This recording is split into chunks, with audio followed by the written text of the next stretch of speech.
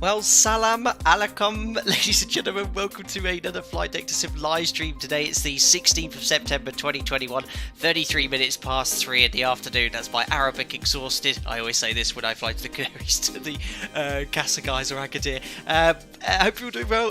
Microsoft Flight Simulator, PMDG DC6, and a lovely flight today to Madeira. I don't know why I've decided to do this stream today, flying into one of the most challenging airports and approaches in the world in an aircraft which is probably one of the most challenging aircraft to fly, both in reality and in a desktop simulator. But I've been practicing. We'll see what we could do today. Flight time should be a region of 2 hours. We're offline today, just have a nice chill day offline, get this aircraft safely, hopefully, from A to B. I've been practicing, as I said, nice bit of engine management hopefully on the approach. We'll see what we could do here. Everyone's very impressed with my Arabic. Fantastic. Hope you're doing well, Andrea F. Alaikum salam to you as well. Abbas, Bev, hope you're doing well. Rez X from Wales, Cristiano Perrins here as well. Imilu Domino Mocina, hope you're doing well. HK's Flight Simulations, Gino Plainly, Tim, one of the moderators, and Moen. Howdy Mucker. Thanks a lot, Moen. Craig Addison, Lee Holcroft, hope you're doing well. Robert Fincher, hello from Louisville, Kentucky. Fantastic. Paul Shoesmith is here too. Hope you're doing well, Shoe. Hope you're feeling better as well. Dave Hagen and Godfather is here too. Fantastic. Paul Shoesmith, hope you're well. Flight Sim. I've just eaten a whole bag of licorice, all sorts. I think I might have a problem. Oh dear, that's yeah, that whole bag's pretty impressive. I'm not a big fan of licorice, all sorts though. It's that kind of aniseedy flavour. Never been a fan of anyway. Yes, so here we are in Marrakech, Morocco. I've never been here in reality, but we are in our PMDG DC6. Now, thinking, what livery should we use today? Well, there's not really any, suitable airliners, but I thought Air Atlantique would fit well. An old airline that used to operate out of Coventry in the UK. Well, I say old airline, I think they no longer exist, but they rebranded as another airline as well. But this aircraft was flying not many years ago. I think 10 years ago this aircraft was still operating from Coventry. But yes, it's the latest version of PMDG DC6 in the latest version of Microsoft Flight Simulator. Completely cold and dark. All I've done is open the doors. We're going to load up with a lot of cargo today as well. We're going to cruise quite high as well. We're going to go up to flight level 200 for our cruise. We're going to be using the whatever they're called, the Superchargers in high blower mode, and God knows what else as well. So yeah, well, it's great fun, this aircraft. I've been waiting a while for it to update. Reaping the benefits from the FPS increases, or improved FPS performance increases with Microsoft Flight Simulator's latest update. Annoying bug with the mouse though. I found a workaround that works quite well. I need to just slow my drone camera down. My goodness, it's making me feel dizzy. My buttons aren't working. But yeah, we'll see how we get on today. Yeah, very much enjoying, looking forward to it. Live time, live weather, of course. But yeah, let's do my best to smoothly enter the cockpit. There we go. Yeah, I'm going to give up on that one. Now, for some reason, none of my buttons are working to reset the camera. Why? 0. Alright. Smooth as ever and professional streaming. There we are. We're in the cockpit in one piece. There we go. Yeah, I'll be utilising the virtual flight engineer today as usual. I was thinking about doing the power checks for the first time, but again, still quite a lot to learn. But the virtual flight engineer will be helping manage most of the instrumentation, getting the aircraft safely from A to B. I'll be just doing the flying, and we'll be flying using conventional navigation, initially VORs, until we get to the west coast of Africa. We're then going to have to switch to GPS because there's around a 300-mile segment over the Atlantic Ocean between Africa and Madeira, where we'll be out of range of VORs. But as soon as we're in range of the VOR of Porto Santo, we'll go back to conventional navigation as well. Jean, is it expensive to buy this plane in the simulator? Jean Benoit, I can't remember the price. I did purchase it about 3 months ago. It's about 50. I think it was $55 on a little discount when it was released. Look, I think someone's got it there. $60. $60. I just read that somewhere. Someone says $60. I think it's about that. No, not on VATSIM today. And Fearless 747-200 is released as well today. Yes, it has been released. I'll be doing a stream in the Fearless 747-200 very soon. We'll be giving away a couple of copies as well. Cool. Dave Hagen, I just realised I have to walk my dogs. I have to go now. We're back in about 30 minutes. Enjoy, Dave. We'll still be here. Right, so completely cold and dark, as I said. And just to show you some of the neat features which are with the cargo variant of this DC6. If I go here to the fuel load manager, no, not that one, the ramp manager. Of course, we're aware of all the things you can do with regards to opening the doors and the chocks are placed and all that. I've selected cold and dark already. If we go here to the fuel and load manager, I'm just going to take 50% fuel. That's what I usually do in this aircraft. So endurance for about 5 hours, more than sufficient for this flight as well. But have a look at this. You'll see the cargo. It currently says 0 kilos. And you can see, look, if you look in the cargo holds, they are completely empty. Oh, let me just reset this camera. Hold on. There we go. That should reset the speed and the views. You'll see if you have a look here in the cargo hold, it is completely empty. Okay, so I don't know what would be a typical export item from Morocco. We always discuss this in our live streams. Shisha pipes come to mind. So we can imagine we're taking a load of shisha pipes to Cristiano Ronaldo Madeira Airport, as I know it's now called. But just showing you how it's empty. If I jump now here into the cockpit, you can increase the cargo. So I'm going to put cargo in the main hold today. Let me just empty this. So if you see here, if I absolutely fill it to the top, not only can you see it does affect the mass in the aircraft as well. See how it's going down on its gear. If I fully load it, and have a look at this, there you go. It actually loads the cargo hold absolutely full to the brim in this case. Look at this, full of, well, as I said, shisha pipes going to not Porto Santo, to Madeira. So yeah, that's a really cool feature, handled with care. So you can see it's distributed. Of course, look, I'm being silly. Spices and dates, shishas, spices and dates, and figs. That is what we are carrying in our cargo hold. Now, just to keep it sort of so we can get to our cruise level today, what I'm going to do is take.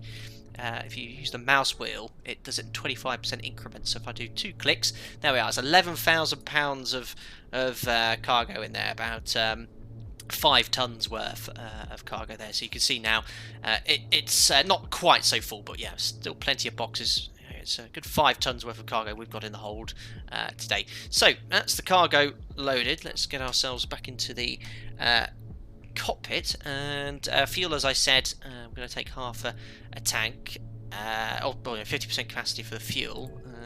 Oh yeah, well, another thing as well, because I did a test sector this morning, I want to make sure the aircraft's fully serviced. There we are, repair. Yeah, I don't want anything going wrong with this bad boy. Engine topped up, oil topped up, everything. There we are, 7.46 hours flown in this version, practicing for this stream. Perfect. Are they secure? Slightly on rotation. What is it that Freckles always says? Naughty.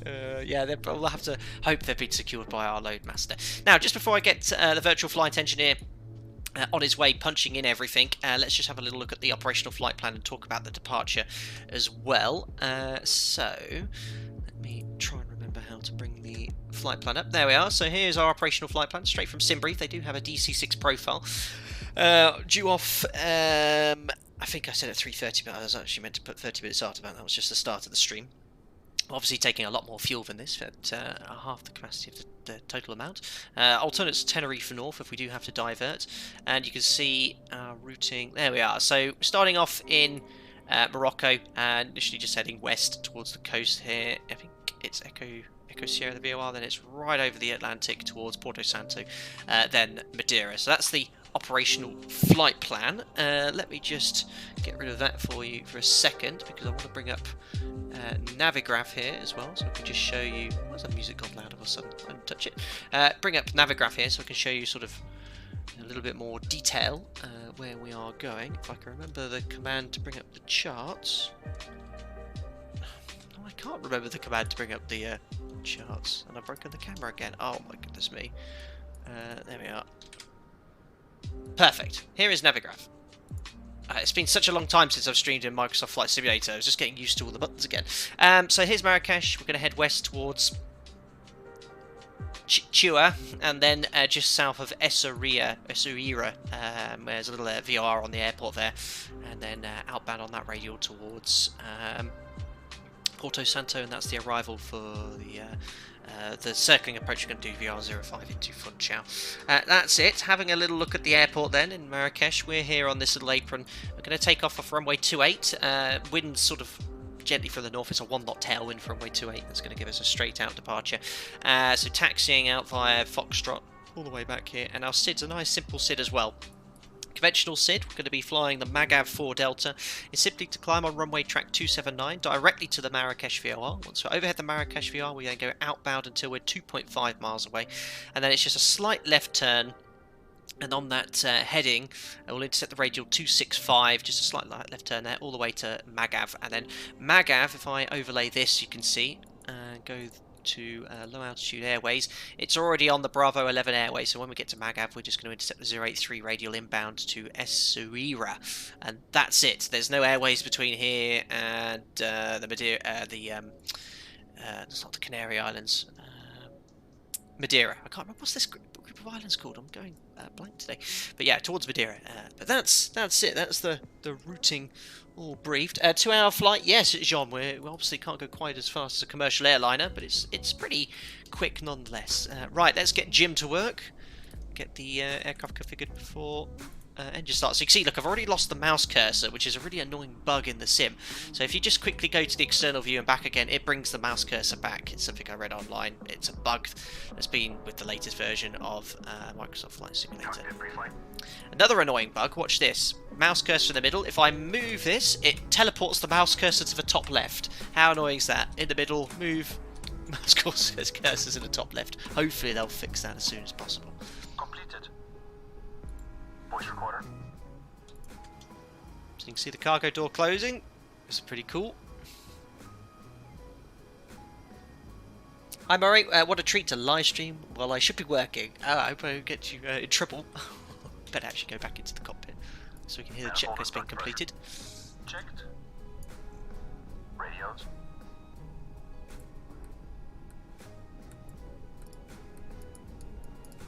Checked. Doors and hatches. Oh, up to cat. Celestial navigation. Let's hope we never have to do that. No, just shutting the doors.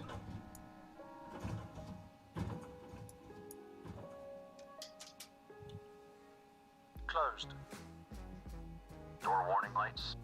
Potato, what's the best long-haul payware plane for X-Men 11? The INI builds A300, A310 series. Felis 7472 has just been released today. Adjusted.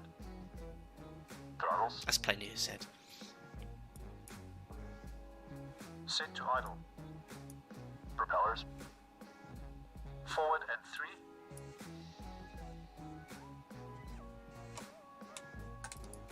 Thank goodness for the Full virtual. start checks complete. Thank goodness for the virtual flight engineer. Anyway, he's got the aircraft configured, ready for the engine start here. We've already briefed the routing, but it is already all programmed into the FMC, the GPS there. But we'll be utilising the navigation once we're airborne for the oceanic sector, or the bit between here and Madeira. Now that is delegation, absolutely. Right, let's go and get the engine started, because once the engines are started, we could then cover anything I've missed. But what was the only other thing? Yes, I just want to get the Marrakech VOR tuned 13.3, which I need to do here. So 13.3. That's now active on nav 1, and you can also have it up on nav 2. There we are, nav 2. So you can already see it's picked up the radial, or the VOR. We just need to set up our radial, which we'll need, which will be the 265 after departure. So let's preset 265. There we go. Right, clear prop, ladies and gentlemen. Let's now start. Actually, can I open the windows for a little bit of authenticity? I think you can. Yes, let's get these windows open. It's really nicely done by the guys at PMDG. Right, so engine sequence then is 3, 4, 2, 1. Engine 3. Jim's very kindly put the mixture already to auto rich for me. So we've got fuel, we need electricity. So we've got the igniters to both, and engine start selected to 3, and the fuel booster pump to low. So we'll move this to start and safety. It'll move the switch to safety automatically. Once we hit 12, the 12th rotation of the blade, we can then use the boost switch, then the prime, to get the engine started. Let's do it. 3, 6, 9, 12. There we are. Ooh, there we are. Boost prime is a little bit slow, but it didn't seem to cough on its own. Ah, yes, that's a good start. Probably should open this window as well, but I'll just leave mine open. What a great sound.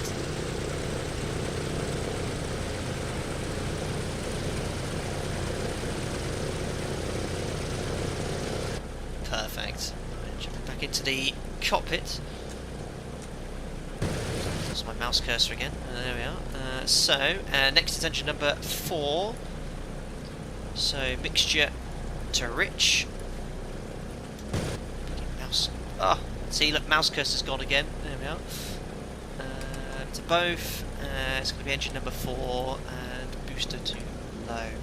Starting engine number 4. 3, 6, 9, 12. There we are. Engine number 4. Maybe you already know, but if you turn the head with the mouse whilst using yoke pedals or throttles, they freeze in position. I am aware of that, I guess, bug as well. So yeah, if you're moving your head, it jams all the controls. It's a bit of an annoying one. I think a lot of these updates have been done to configure or help it with the Xbox updates. I just realised I had a little bit too power applied there. That shouldn't be the case. Right, now starting engine number 2. Yes, thanks Jim for checking that we have oil temperature, oil pressure, all that good stuff. There we go, mouse is gone.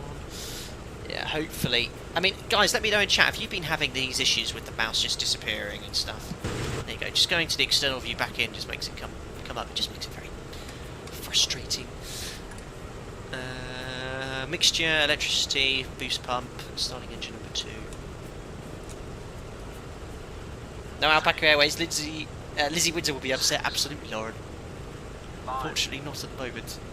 12. Yes.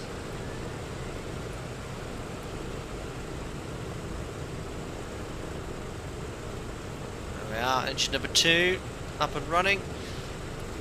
Still have the low oil pressure lights illuminated. I think that's because the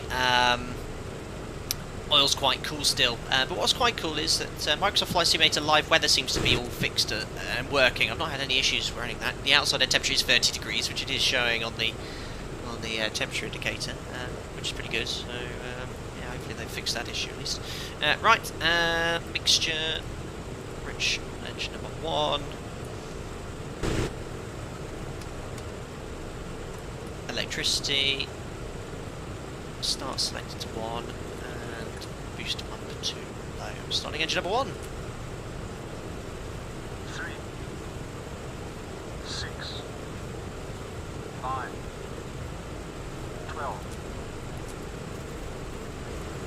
So our manifold pressure drops off from whatever the pressure is outside to the pressure of the engine, RPM.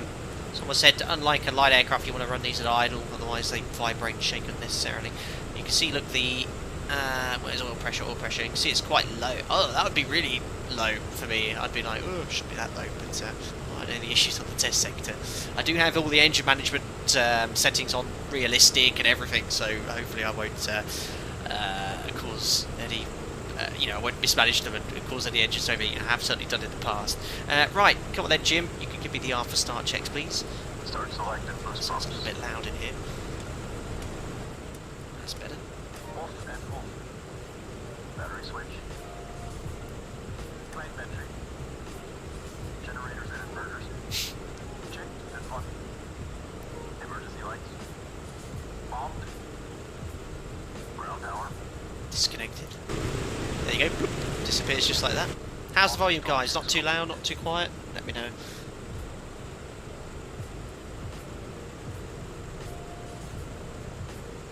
Has he done his? I think he finished, yeah. I think he's finished. I'm just going to actually rerun that because I don't know if... Start selected. First pump. I think I might have just missed the bit where he said it's complete, but earlier it sort of bugged out and it hadn't actually finished Plane everything. entry. Generators and inverters. Checked and on. Emergency lights. Bombed. Ground power. Removed. Off to start checks complete. There, it was complete. I was just being a little bit paranoid about it. Hi Mohammed, hello Captain. Just a question, have you ever flown to Madeira in the real world? And if so, how was your experience? I've never been to Madeira in real life. Catsi Airport, I've certainly got friends of mine who've been into Madeira. Quite challenging, especially with the winds. They have some quite unique challenges associated with the winds there, with the terrain. But hopefully I won't have to you know, the weather looks okay. It's sort of a brisk wind from the north, so it is favouring 0.5, but hopefully I won't have too much mechanical turbulence or any issues today. Right, I think we're all good to go. We just need to release the gust lock. If you don't do this, we'll have a few issues getting airborne. There we are. Excellent. Turn on the landing lights whilst we're taxiing here. So turn the lamps on and extend. You see them dropping out under the wing there.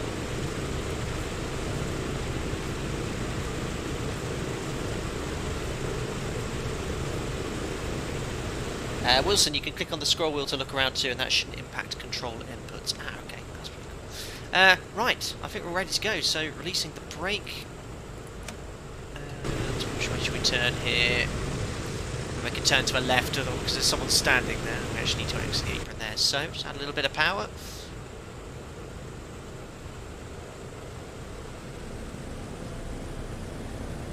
A bit concerning that two of those engines were a little bit delayed going up, but there we are. Probably wouldn't use any power on the inside engines whilst I was doing a tight turn like this, but you can't actually. My little thrust lever independently set the power for the engines. There we are. Let's have a look at the engine stress visualizer. Okay, nearly everything's green, just at oil temperature on engine number 1, but that was the last engine we started.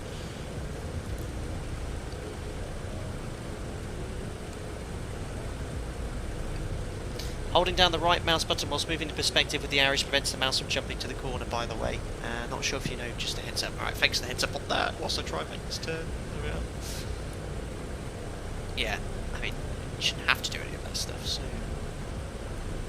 I mean, I always use the right mouse button to move my head around anyway, but it prevents the arrow from jumping to the corner. Yeah, what I'm talking about is if I pan, though, with the arrow keys, that's when it teleports the mouse key to the top left, or use the actually, if I move forward or backward, that doesn't, but it's the arrow keys that teleports it to the top left.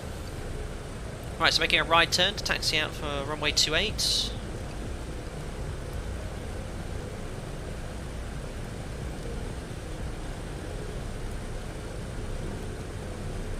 There we are. Did you close the window? No. Thank you so much for reminding me. That'd be embarrassing. So yeah, look, if I'm holding the right mouse button down to look around, all my controls jam, so I can't have any inputs. As soon as I let go, there you go, you can see the road coming in. So let's get that window closed.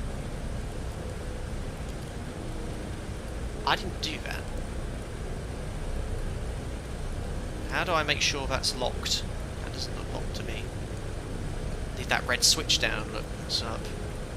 Ah, there we go, that's looking locked because we will be pressure on. Ah, you can see it's gone quieter as well, that's a good sign. Perfect. Right, we're going to do a sort of a before takeoff checklist here. I'll talk about how we're going to take off in the DC6 as well.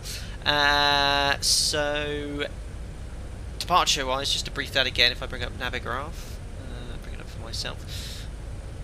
Do the overlay here. So you can see us taxiing down for runway 28. So departure is going to be the MAG F4 Delta, as mentioned, straight ahead towards the Marrakech VOR, 13.3, overhead and outbound until 2.5, 265 radial to Bagav, and we'll climb straight up to our cruise level today, which will be flight level 200. So that's the SID. Now let's talk about the takeoff. Okay, so we're going to get on the runway. I've looked at our takeoff weight today, which is around 80,000 or 81,000 pounds. You've got some V speeds. Do miss X-Plane's view controls, guys. Really is so much more intuitive. Microsoft Flight Simulator. Let me just push our taxi speed here. If we look up here, we've got our V speed, so 80,000 pounds. You can see up the top there. Gives you sea level to 2,000 feet, 83 knots of V1, V2 101. I'm just going to rotate at 100 knots, which is what it says in all the tutorials and all the gross weights. That'll work out well. Once rotated, we're going to just sort of do a very gentle climb above the runway, accelerate to 130 knots. We're going to maintain 130 knots until we're at 500 feet AGL, which is 2,000 feet on the altimeter. Then further lower the nose, accelerate to 140 knots. And then once the virtual flight engineer is completed, the METO power and then set climb power, we're going to pitch to maintain 165 knots. So I'm going to do the entire departure manually until we're established outbound on the 265 radial. for Marrakech. So that's it really. As I said, when the climb power's set, Jim will set 40 inches of manifold pressure, 2400 RPM. We'll just pitch for 165 knots based off that power setting.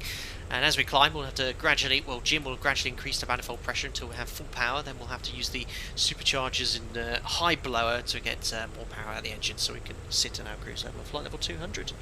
There we are. So we just need to do the before takeoff checklist. Boost pumps. Here's the whole Boost point. pumps on low.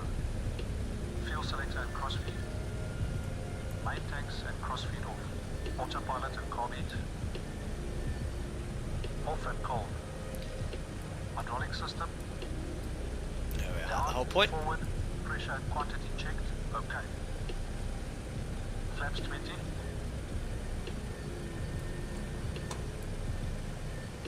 There we are. But parking brake is set, so you can see the flaps being extended to 20. There we go.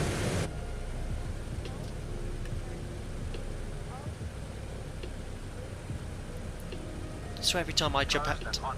to a takeoff Controls. outside, I missed the checklist, so I better stay in here. Gas lock released. Free. Potato. On. Mixture and cowl flaps. Bridge unlocked. Excellent. Transponder. On. 2000 standby. Landing lights. We're out.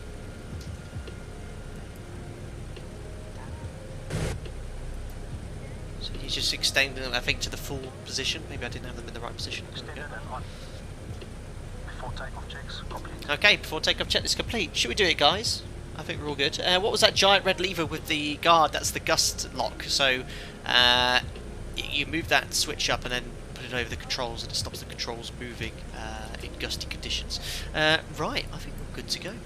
Let's check the engine stress visualizer. All in the green. Thank you, Jim. You're doing an excellent job looking after these engines. Release the brakes. Get ourselves lined up on the runway. So imagine we've got our takeoff clearance. Let's just check the latest weather in Marrakech. So it's 30 degrees Celsius. Might be cooler. Still reloading. 30 degrees Celsius. Winds variable at 3 knots. So perfect weather conditions for our takeoff. There we are. We've covered everything we're going to do. We're almost ready to go and get to Madeira. Okay, I've got full right on the radar. Oh, I know why. It's because they need to fix this bug. I basically had my right mouse still down to look down, so when I selected right, it didn't recognise the inputs. That wasn't my finest lineup, but at least I can at least blame the game. I mean, simulator, controversial. All right. Yeah, you can't look and make flight control inputs at the same time at the moment. Unbelievable. Yeah, AR emojis coming in here. Welcome to Jammed Pedals. Toga's in chat, ladies and gentlemen. Let's go to Madeira. Parking brake set. Let's turn off the music for our departure. There we are. And let's do takeoff dry. We're light enough. 30 inches stabilize. 30 inches stabilize.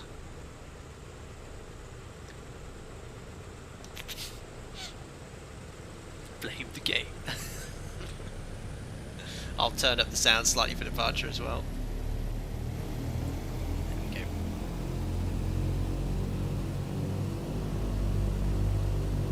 There we go. Stabilized. Cowl flaps. Cowl flaps. Cowl flaps set. Full power, please. Here we go. Going full power.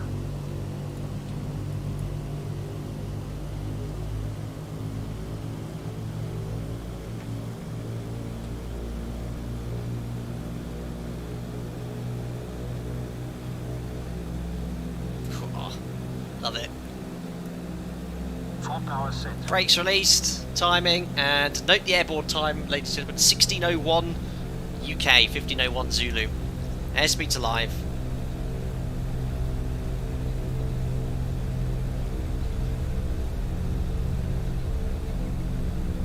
What are you doing? Unbelievable. Goddamn game. 80 knots. There's 100 knots. V1 rotate. And we're airborne. So just literally get the aircraft to accelerate to 130 knots.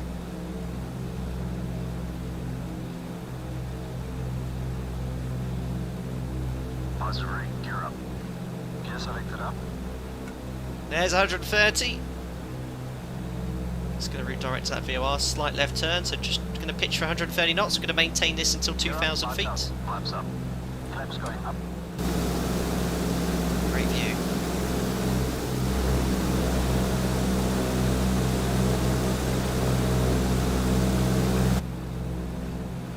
So there's 2,000 feet. It's going to lower the nose now to pitch for 140 knots. There is already 140.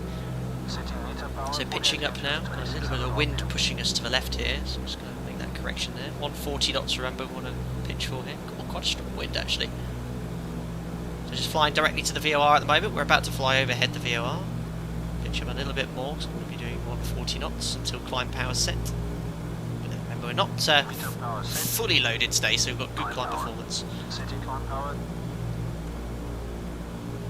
So here comes climb power, so I'm going to lower the nose to pitch to maintain 165 knots. About to fly the VOR, range there 0.6, I don't know if you can see it. Ooh, a little bit too low there, descend.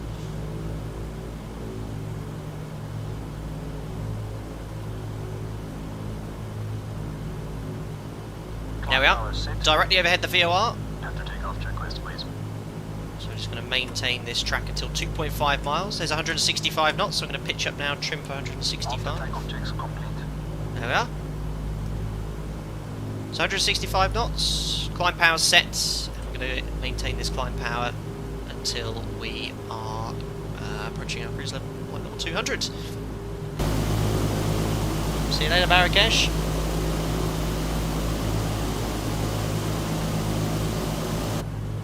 So, remember, 2.5 DME, just bring up the Navigraph charts for you. See them at the moment, there you are, so we're just waiting for 2.5 miles, which is here, 2 miles on the DME, and once we're there we can make that left turn to intercept the 265 radial, which will come up here in the OBS. There's 2.5 miles, so making a left turn now to intercept that radial. I'm just going to go on a heading around 250, that should work. Still quite close to the VOR, still pitching for 165. We're just waiting for the course deviation indicator to come online.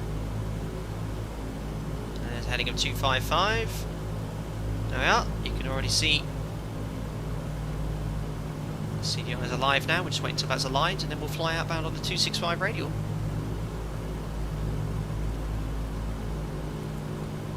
Proper instrument flying today, ladies and gentlemen.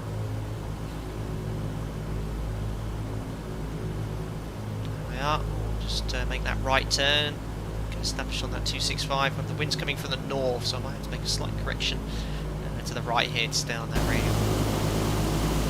So we've pushed already in this direction.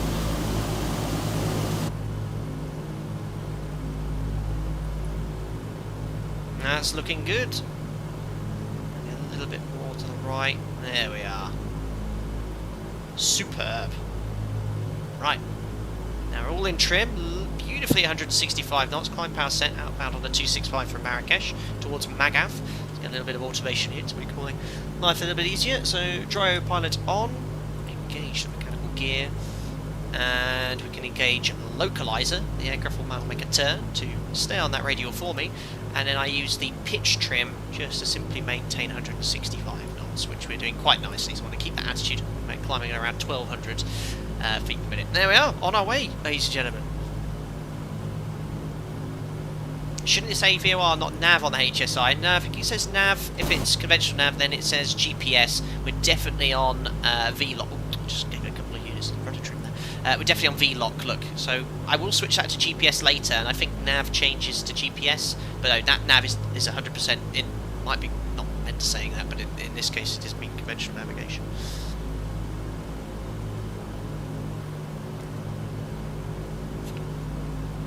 Elliot Smith, I uninstalled Microsoft Flight Simulator yesterday after not flying it once since some update 5. Yeah, you know, I fully respect that the audience of Microsoft Flight Simulator is a lot broader than, let's say, a hardcore simulator. I do feel that some of their most recent updates has sort of affected the aircraft. I mean, this mouse cursor thing is just... I mean, how did they let that go? I mean, look, it's just disappeared again. It just means aircraft like this, or the CRJ, that's probably the two sort of most realistic aircraft available in Microsoft Flight Simulator now. It's just frustrating to use because every time you move your head around, yeah, sometimes the mouse stays, but sometimes it disappears. You know, with complex aircraft, you need to be able to move your head around, move around the cockpit, manipulate your switches. So, do I have a favourite? Do I say I prefer X-Plane 11 over Microsoft Flight Simulator? Yeah, I think I do. I think for certainly commercial jet traffic, it's better. But then jumping into the sim yesterday, preparing for this, I mean, look, looks incredible, doesn't it? And like I said, all the nav aids work. With flying instrument approaches today, it all works well. So yeah, I hope they. I don't know if they test them prior to pushing out these releases, but at the moment it's certainly geared more towards the Xbox user than the PC user, I should say. But that's just my opinion. What does my opinion matter? I mean, I'm just doing it in real life, and I like flying these planes in the sim as well. But no, I enjoy preparing for this stream. I'm enjoying it so far. Elliot, I have the issue if I move my side stick at the same time as holding right click to move the camera, it freezes the side stick input, making it unflyable. Elliot, that is precisely what happened when I lined up on that runway. I had the right mouse button clicked to look out the window, so when I made the let go of the left rudder, it carried on turning round. Or carried on taxiing to the left then. Anyway, to the stream in hand, 165 knots. Holding that speed beautifully. We're up to 8,300 feet at the moment. You'll notice that Jim, just like the last stream as well, he's steadily increasing the throttle to maintain 40 inches of manifold pressure. As you climb, the air gets less dense, and if you didn't make those inputs or increases in the power, the manifold pressure will drop. You'll get to the point where the throttles at the forward stop won't go any higher, and the manifold pressure will keep dropping off. At that point, we will actually slightly reduce power to get the superchargers into a higher gear, so we can climb up to a cruise level of flight level 200. Again, sorry I'm not using the Fly Live overlay. It does work for me. I need to actually see if there's an updated version, because it freezes after about 5 minutes, so I just got it off, and I said I'll keep you guys updated regarding ETAs. In fact, if we go here to the GPS, which we have as backup, we'll be using later, I think if I go here to flight plan or something here, you can have an ETA. There we are, estimated time on route 2 hours 19. Now, it would be a little bit less, I reckon it's be about 2 hours. It's because we're climbing. Our ground speed will increase quite a lot once we level off into the cruise.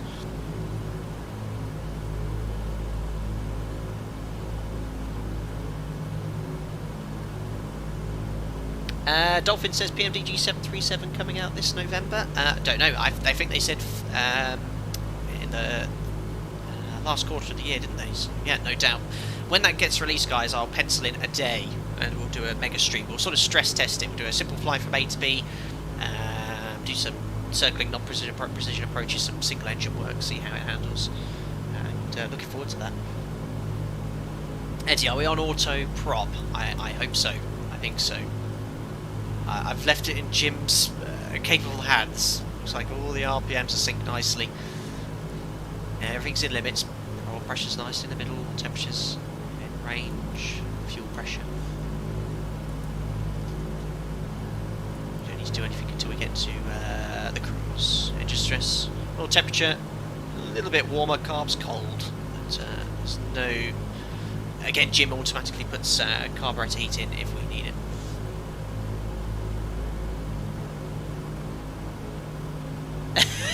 Andrea, Jim looks super precise in adding small amounts of thrust. Some say he was a surgeon before he started his career. Oh, why did you get rid of that message? I thought it was funny. Hi Guru, well hello, I'm very late, 40 minutes and you're already all airborne, yes. No VATSIM today. I mean, this aircraft, with the help of the virtual flight engineer, you can get airborne reasonably quickly. We're airborne at 16:02, so we've been flying for 9 minutes.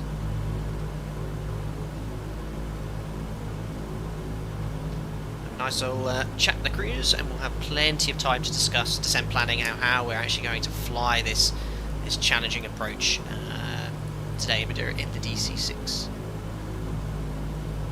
Ah, I see, Andrea, you've recommented. Surgeon before starting his aviation career. There we go. Hi, Andy. Hope you're doing well. If you're enjoying your new job.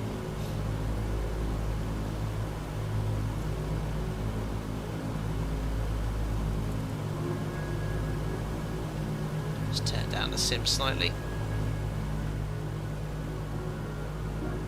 There we go. We're still increasing the power. We still have 40 inches of manifold pressure. Having the virtual flight engineer just makes your workload, you know, so much lower. So much lower. You can just enjoy the flying, making sure everything's as it should be. I'm gonna have to lower the nose. Oh, stupid mouse. Have to lower the nose slightly because our speed's just dropping to 160. Want to be maintaining 165, so just a couple of notches of the trim. That's reducing our rate of climb from our 1,000 now. Let's see where that's going to put us. It's about 800, 900 feet per minute. Maybe a couple more turns.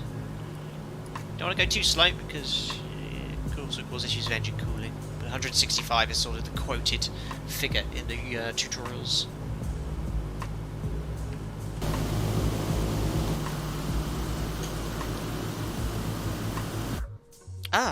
Oh, what have I done?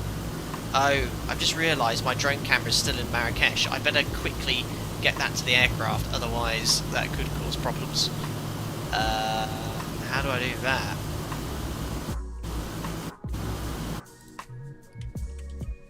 Oh! There we go. Cool. Thank goodness I spotted that. I don't know where the drone camera was. Yeah, that could have caused problems later.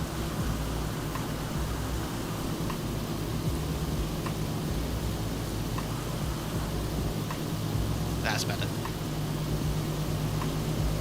Wow, there is Morocco below us. Looks absolutely incredible.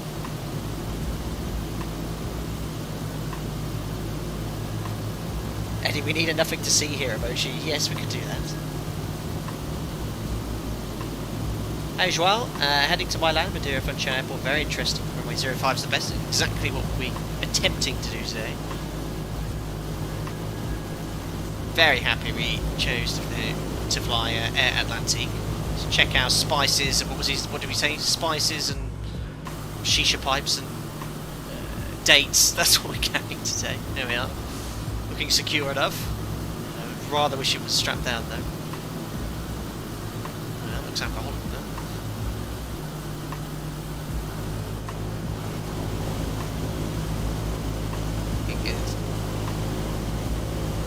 Sim crash avoided, that's all I wanted.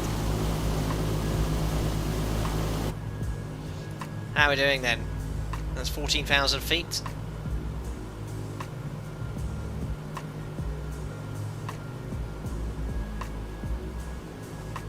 Speed's looking good. Now, when I put the superchargers on, I must reduce power first. If I put the superchargers on now, well, I said they were already on, but if I put them into a high gear, I'll blow the engines off. So we've got to reduce the manifold pressure by about 12 inches before doing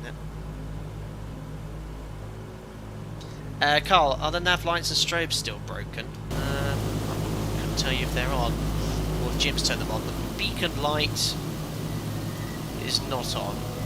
Oh, it is on, it's just not very bright. I can see it rotating. I don't know if the resolution's good enough for you guys. It doesn't need to be. I've got my drone cam. So it's rotating, but it's not really producing a bright light. And I have no nav lights on at the moment. Landing lights work, but maybe they're actually off. Jim hasn't turned them on. Hello, Melly Minaj. Hi, Tim. 34 months as a member now. Wow. As it was 3 years. Hi, buddy. We must have taken your Atlas with you your last flight, because if you managed to get your JAL 738 back to Europe, into European airspace. Ah, yes, my latest Instagram post is that what you're referring to, perhaps. Yes, I did tag myself whilst I was on duty, inbound between Nagasaki and Tokyo. Yes. Ben, Mr. Takeoff, hope you're good. Very well, thank you, Ben Matthews. Takeoff uneventful, looking good. Oh. Yes, I better actually concentrate on the navigation actually, because we are still outbound on that radio, which is fine. We just passed Maggot, but I better start flying towards Echo Sierra Sierra. In fact, see, I'm slightly off track there. So let's do that before we get the superchargers to high, whatever it's called. Let's go to gyro pilot for now. Tune up the. Oh, I keep knocking the rudder trim. That's annoying. Just balance. Put any rudder input in there. That frequency was 12.7. And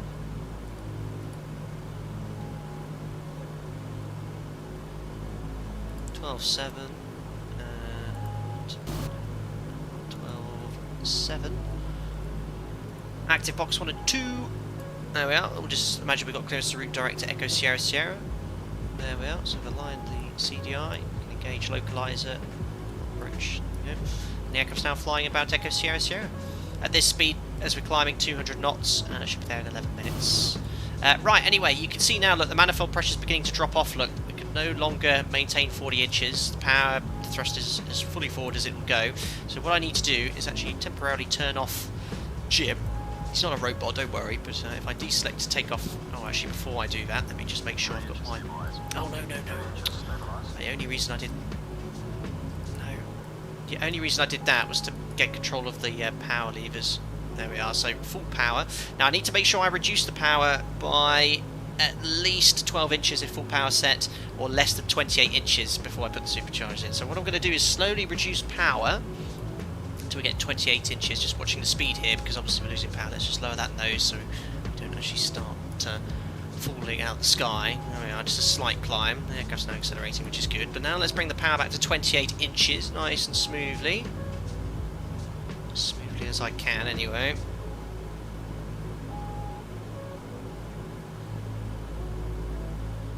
There we are, there's 28 inches. Obviously the speed will now drop off, which you don't want it to, but now we can put the superchargers to high blower to get that much more power. So we do it in pairs. Watch the BMEP and manifold pressure increase when I do this. So 1, 2, whoosh! Look at that, 40 inches now, and the BMEP's jumped from, what's that, 95 to 180. Wow. So we do it in pairs, make sure the edges don't blow up or something like that. And we can now put in the next two to high as well. 1 and 4. There we are. Perfect. So I'm now going to manage the power manually. Jim's going to have a little coffee break until we get to flight level 200. I'm just going to increase or keep nudging up the power levers further just to maintain 40 inches. There we are, just a little bit more power. 40 inches, perfect. With the help of the virtual engine stress visualizer. Okay, center head temperature's a bit cool and oil temperature's a bit in the moderate stress range. Let's keep it just there and nowhere else. It looks okay.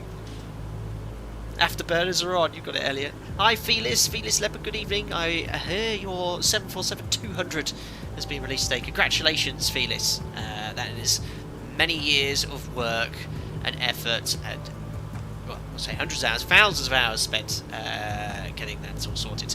We will do a 747-200 stream again very soon. As we mentioned, I'll message you regarding the giveaway I planned as well. So thank you very much, of course, for the copy of your 747, which we've streamed a couple of times. Sabar Temavasari, 2 years, 9 months as a member. I know. Thank you so much, man. That's really, really kind of you. Thank you for your continued support for that entire duration. And to all the members, thank you. Hi, Warrior Lad, I think that's pronounced, 9 months member. Hi, I managed to catch you live, been so busy lately, hope you're well, and so happy you're back flying in real life. Thank you very much, Warrior Lad, very busy. I've had 2 months of a lot of flying, and it's all been really, really enjoyable. I've had nothing too strenuous. I've had a few delays and problems, no diversions yet this year, and a few failures. I'll tell you a little story about a couple of days ago as well, which was quite fun. Well, I say quite fun, it was a lot to think about. But yes, went to... I'll do it actually, I'll tell you now before we get to flight level 200. Went to Lanzarote, landed on runway 21, which is always a very challenging approach. We managed to get in fine. And then coming back to the UK, one of the autopilots failed, which is very unusual. The autopilot's incredibly reliable. So the autopilot failed in the cruise, tried to re-engage it, disengaged. So we resorted to the other autopilot. We got the weather for our destination. It was forecast to be overcast at 500 until much later on, about 5-6 hours after we landed. It was meant to be overcast at 200. We got the ATIS overcast at 200, and I went, great. The one day I have an autopilot failure is the one day I actually could really do with it, because we need 2 autopilots to do an auto land. So we went, right, okay, Cat 1 only. But we were lucky, got the weather, overcast 200, RVR was fine. And we got in and we could see the runway by about 500-600 feet. It was fine. I wouldn't say it was overcast at 200, it was more broken at 200. But yeah, very lucky. But yeah, very rare, you know, aircraft, you know, complex machines, sometimes things go wrong. You can dispatch with one autopilot, but obviously you wouldn't want to dispatch going somewhere where you know you probably need to do an auto land. But these things happen, and we had suitable alternates, and we had extra fuel as well to for any potential issues. Cool. Jack's here as well. I don't know if you can hear his tail wagging. There we are. How are you, mate? Good. Anyway, look, I better stop chatting and actually concentrate on the level off here. Look, we're approaching flight level 200 and the coastline of West Africa, the Moroccan coastline's coming into view. So, getting ready to level off here. Oh, we can set, if I set standard, there we are, 1013.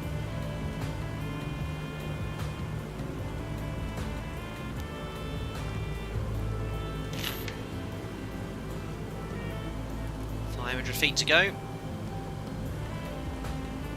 Airborne now for 21 minutes.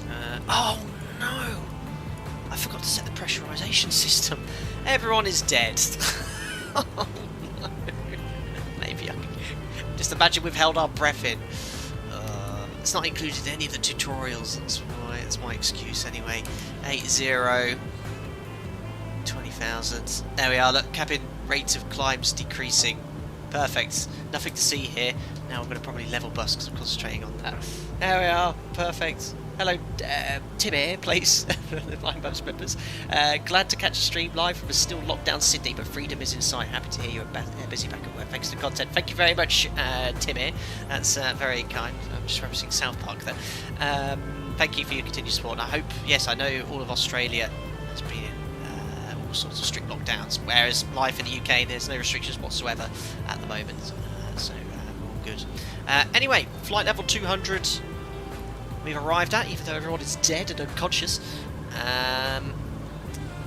Just using the little scroll wheel to level off manually. Just a slight climb there, and then I can use altitude hold once we're there. But you don't want to stick in altitude hold whilst climbing quickly. It's not very, yeah, it's a bit tough for the autopilot to deal with. There we are, flight level 200, altitude hold on, there we are. We've made it. Cruise power please, Jim. Set cruise power, please. Setting cruise power. John, for cargo flight though, no public liability. Perfect. There we are, so Jim's just lowering the RPM. I think they use 2300 RPM, it's just a random cruise power setting. 35 inches. There we are. I think cruise power. Oh, there, he's lowering the manifold pressure now. Cruise power is set. There we are. And that should give us around, indicated once we accelerate, about 190 knots. But obviously, because the air's less density, our true airspeed's higher. You can already see our speed. Well, we're actually about to fly over the VOR, 9 miles. At this height, 6, 12, 18, about 3 miles overhead the VOR. But yes, look, the cabin altitude should slowly be decreasing. Thanks, Jim. And if we go here to the nav log, there you can see we're about to fly overhead the Echo Sierra VOR. So, what we're going to do now is switch to the gyro pilot again. And we're going to switch the CDI to GPS there. I think someone was asking earlier. You see it says nav. I think if I switch this to GPS now, bloody mouse goes. GPS. There you go. Nav goes from white nav to GPS on top, and then I can use the localizer function. There we go. And now the aircraft's following the GPS magenta line. There we are. Skylar, views out of the window are literally breathtaking. Yes, let's have a little look outside whilst just before we head off over the Atlantic Ocean. Enjoy these views. There we are. That's a nice view. I'll just turn the sound down slightly so you guys can actually hear me. There we are. A little bit of music as well. Thanks, Ben Matthews. 9 months as a member. Amazing. I finally found out how to do this. Yeah, it's a very popular feature, but a really cool feature for you members to have. I really, anything that's an additional feature for you guys, I always appreciate YouTube doing some things. Those guys, John Padfield, my 8 months member, doing your bit for the environment by stopping all those pesky breathing in the cabin. Well, yes, everyone in the cabin. It's no longer alive. But don't worry, regular subscribers, I'll always read your comments. Dave Guymer, is hypoxia one of those things you can't technically experience? I remember watching Jeremy Clarkson on a TV show being put into one of those atmospheric chambers and being exposed to hypoxia. And apparently it's a very euphoric feeling you feel, but your ability to complete basic tasks deteriorates very quickly.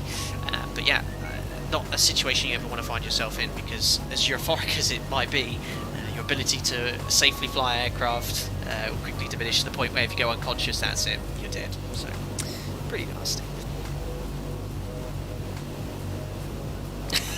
Andrea, what a beautiful day for experiencing hypoxia. And Peter, that's why there's a cabin pressure warning, absolutely. Anyone here know at what altitude the cabin altitude warning in the 737 goes off?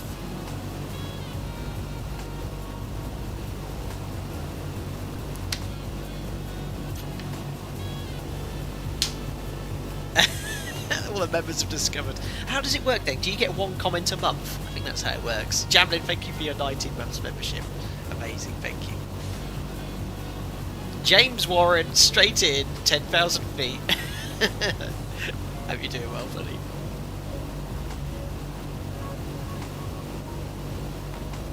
(10,000 feet is the altitude, cabin altitude. Warning horn.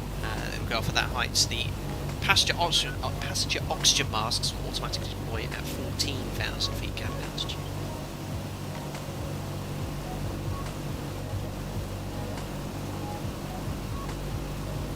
So about an hour and 30 minutes to go.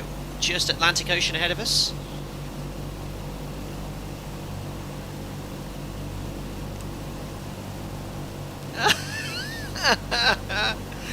Look at all the members coming in with these highlighted comments. Domino, don't waste it though. I think is it 1 a month? Members will be able to tell me. Domino Messina, thanks for 18 months to member. On my way to gain Alpaca badge. 6 months to go, buddy. 6 months to go. Way 345, also 18 months. Joined at the same time as Domino Messina. I figured it out too. Amazing.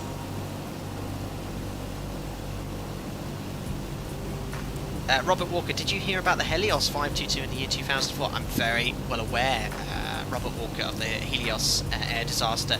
The pressurization mode selector was left in manual and left by the crew, not noticed by the crew. Unfortunately, when they heard the cabin altitude warning, the crew didn't realise it was that, because Boeing, fortunately, decided to make the takeoff config warning horn the same sound as the cabin altitude warning horn, and they confused it with that. That's why now on all 737s they now have the cabin altitude warning light on the forward panel. So it just proves to you that's the case. But you should know, I don't think any 737 crew would have that issue these days. It's a landslide of highlighted comments. So how does it work? I hope you don't get it every stream, otherwise it'll be chocker. Thanks, Philippe Carino, 22 months. He goes, let's go. Thank you. Aaron Finnegan, 21 months. So here it is. Yeah, so you said it was Robert Walker, yeah, and both pilots incapacitated. I think they got intercepted by a couple of F-16s or something like that. The fighter jets tried to make contact. I could see them slumped over the controls in the cockpit, but I think didn't someone manage to get access to the cockpit to try and fly it? I can't remember, but yeah, but they ran out of fuel.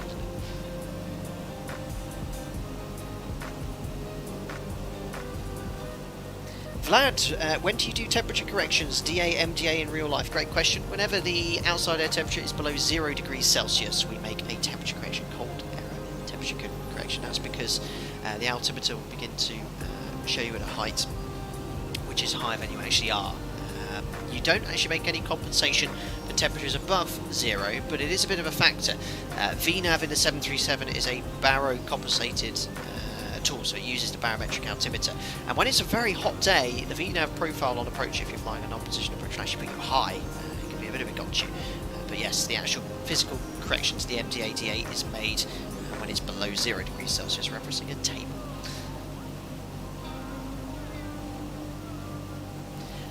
Octavio Pinerio, Aramburo, have you heard about the Lapa 3142 in Buenos Aires? They forgot flaps on takeoff. I don't know about that one. There was one in Madrid Was that an MD-80? They took off without the flaps and that crash. That was a number of years ago now.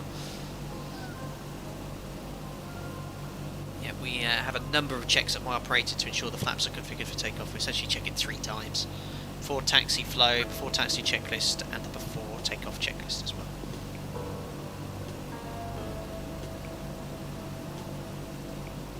Well, bye-bye Africa.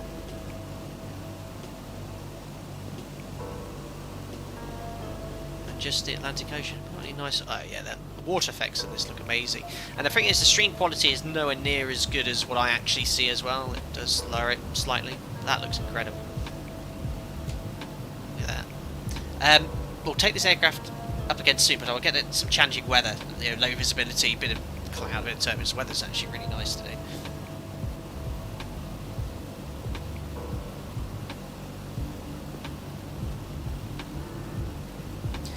Tim, I think you're referencing the Helios disasters. 2 cabin crew did, 1 was a student pilot, but unfortunately the aircraft ran out of fuel before they could do anything. Terrible. Hi Lauren, hope you're doing well. MD-80, and it's a dialer flap, could make it easy to get wrong. Yeah, exactly.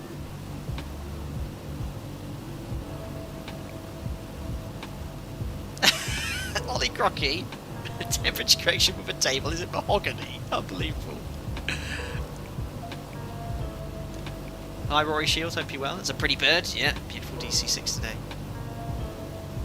Eddie Mambo, have you ever aborted a takeoff run, Captain? A low speed, yes.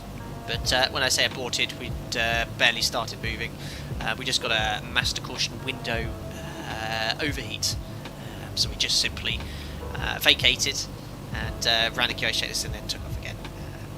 Below 80 knots on in the 7.3, you can reject for anything, any master caution.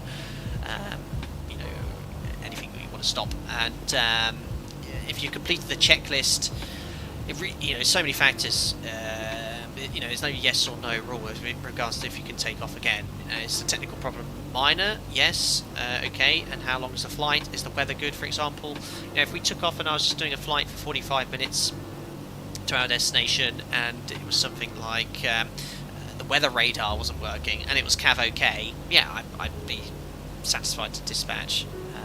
The MEL is no longer, once you've started taxiing under your own power, the MEL is no longer governing any decisions, but it is sensible to reference it if you're not sure. But if the weather radar went inoperative and I know there's en route CBs or the thunderstorms destination, I'm going to go back on stand to get a fix. So it really depends. Random, when are you landing? Great question.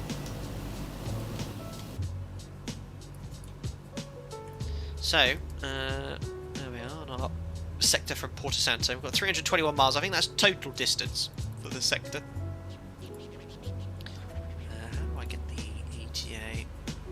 There we are, 1 hour 21 minutes for the entire sector. So landing, by the time we've descended, slowed down a bit for the approach, an hour and a half, I'd say, we're touching down. Let's say that's going to be 6 o'clock UK time.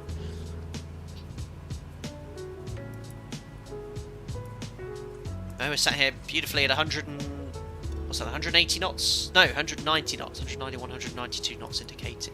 Now, for those of you who don't own the PMDG D6, it comes with a lot of useful PDF documents. I have them open here in the background.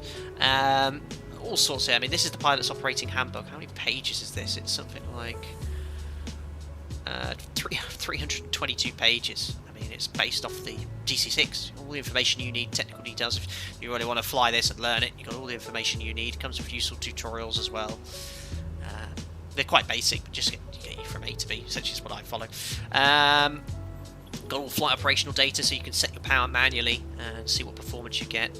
The tables you reference here, because the VFE, he just sets an all-round sort of average power setting, but you can get things like your, which is quite a useful table. The one I was using yesterday is these ones here. Let me just rotate this. So I think it's based off 1100 horsepower power setting. So you can see here, just to reference this. So you can see at lower power settings you can fly a little bit higher. So there's the low blower, high blower for the Supercharger. You can see once you're above 18,000 feet you need the high blower in there. I think we're based off 1100 horsepower, and this is oh, can I highlight that? No, because I think it's because I've rotated it clockwise, haven't I? So we're at flight level 200, 2,200 20 RPM, so actually it's a little bit higher than that. But it gives you all the information regarding your gross weight, your speed you'll be flying. Very, very useful here. All the information you need is all there. It's very cool. Adam Fox, on train home watching this, just got back from Madeira, hoping to learn something here. Sus, next 742 flight, yeah, next stream will be very likely the 747-200s, then most likely back in the Zibo. Maybe, I'm on standby today, guys, but it was an early standby, so the chances of me getting called now, well, there's none. My standby finished, but I am flying for the next 2 days on earlies, but then I have few days off, not much planned, so I'll probably pencil in for one of there. It'll be a 5-ish hour flight or so I want to get a couple of giveaways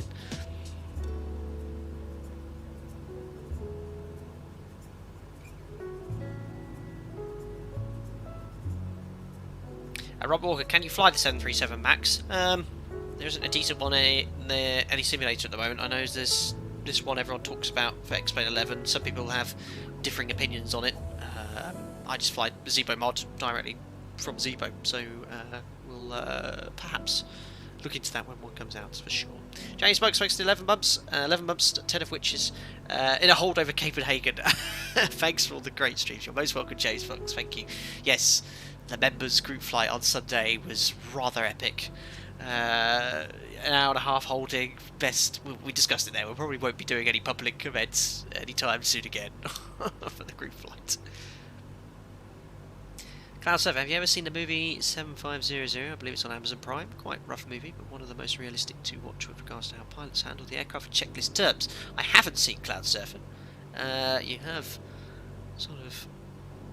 It has garnished my attention now, so maybe I'll have a look, and then I could perhaps judge it. But I think there's several YouTubers give their opinions, isn't there? Who's the 7.4 gear guy? I don't usually watch other pilot YouTubers, but I know he does movie reviews in comparing it to how it is in real life, and perhaps recommend looking at one of his. Robert Adcock, how about the 747-200 into Kai Tak next stream? Ooh, now I've wanted to do that already, Robert, and that would be an amazing idea. I will really need one of the members to talk me through how to get the Kai Tak scenery installed, because I think it's a bit of a nightmare in X-Plane 11 to get that all installed and working. Yet to fly the MAX, Elliot. Yet to fly the MAX. Elliot Smith, you want the Concorde as well? Yes, Concorde soon. I don't know if I said that already. John 7500 has an Airbus in it. Are you sure you want to watch it? No, not no.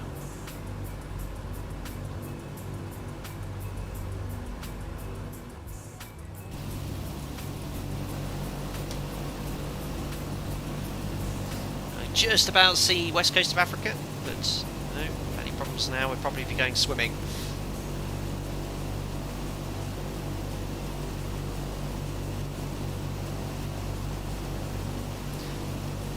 Matt Burgess, Scarebus movie, unbelievable. Hi Cat, hope you well. Me and Moan have just left the chat. The airport was fun to install, lol. Oh, yeah, I think we discussed it about 3 or 4 weeks ago, didn't we? And I thought about doing it, and everyone was like, ooh, yeah, Kai Tak at X-Plane 11, that's hard to install.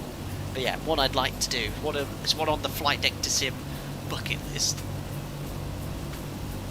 I'm trying to find a cool view. How's the FPS though? You know, the FPS is really good now. And you know my PC specs, guys. If you use the command !PC, you can see all about it. I mean, I've got an older graphics card, a 1080. It's running really beautifully.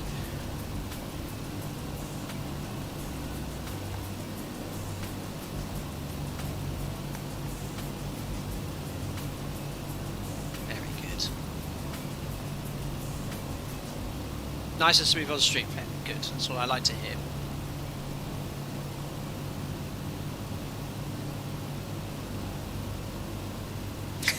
Eddie, what's your comment on Denzel's inverted flying on the movie Flight? I have seen that film. Rather interesting. Yeah, it was great to watch.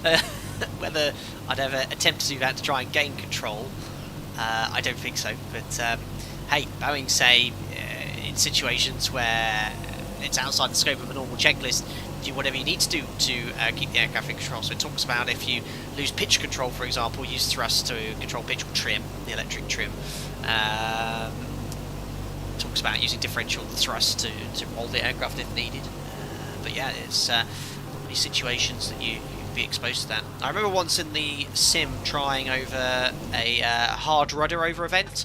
So basically it inputs full rudder, like a jumped rudder, and that is almost impossible to deal with. The best way to deal with that is you use differential thrust to compensate the rudder inputs, so it's basically like you're flying single engine, but it's extremely inefficient. And the key thing is when you've landed, if you reduce the thrust, the aircraft just obviously tails round, so you have to land with thrust on. I remember I think it was full left rudder, so you have pretty much idle thrust on the left engine, full thrust on the right engine. You have to basically, you can control it then. But then once you've landed, you've got to keep the thrust on, just brake and hope you stop. When you get to a lower speed, the rudder's got less authority. But yeah, really nasty. Trying to think, there has been instances in older versions of the 737 where I think they've had hard rudder over events. Really nasty.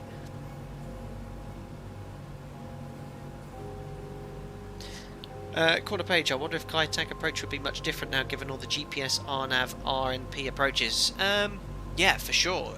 If that airport was still there, I'm sure they could have built something, an RNAV approach which sort of would have mirrored the tight turn over the build-up area that you needed to do. There's several approaches in real life that utilise that.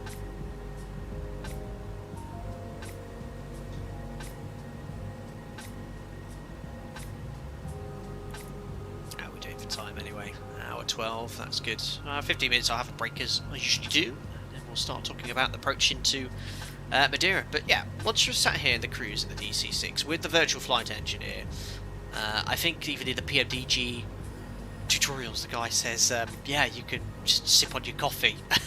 The VFE's doing everything you need to do, and you can turn him off obviously and manage the engines automatically and probably fly a little bit faster with a higher power setting if I wanted to, but no, it's sat here quite nicely. Like I said, the ground speed here, it's not bad, 261 knots, it's not too slow.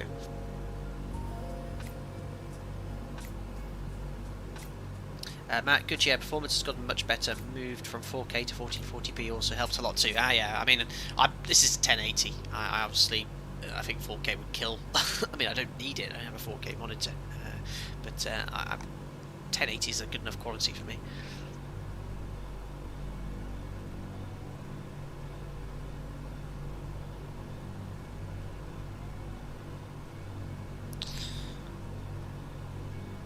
Cool.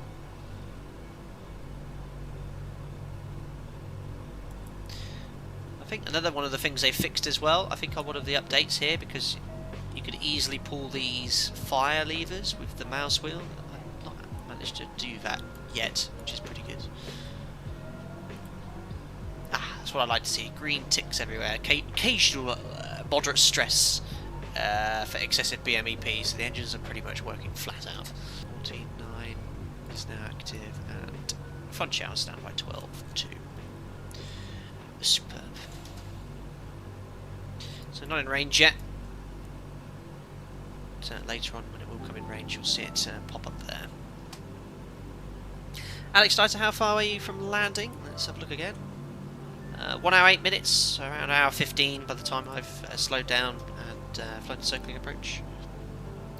I mean, I can try the Fly Live Studio, it does work, but every time I use it after about 15 minutes or so, in Microsoft Flight Simulator it freezes. Fine in X-Plane, I don't know why it doesn't work properly in Microsoft Flight Simulator.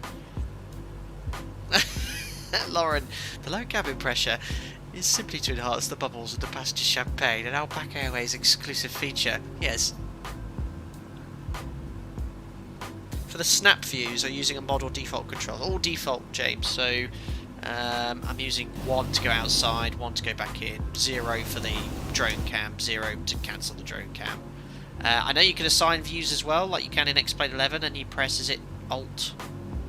Yeah, Control 5, 6, I know you can assign your views doing this, but the problem is, with these views, it limits your head movement. You can't move any more than that, look. It's really annoying.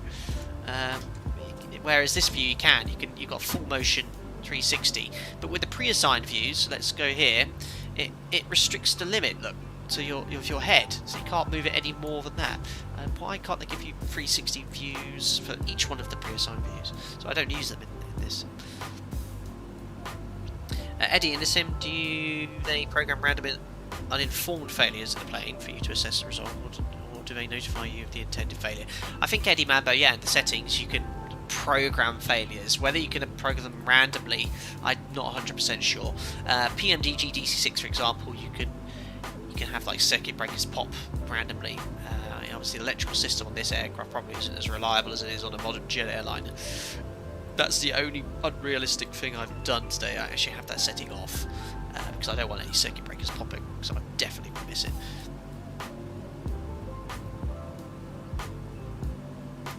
Hello, Southbound Aviation, long time no see. Hope you're doing well.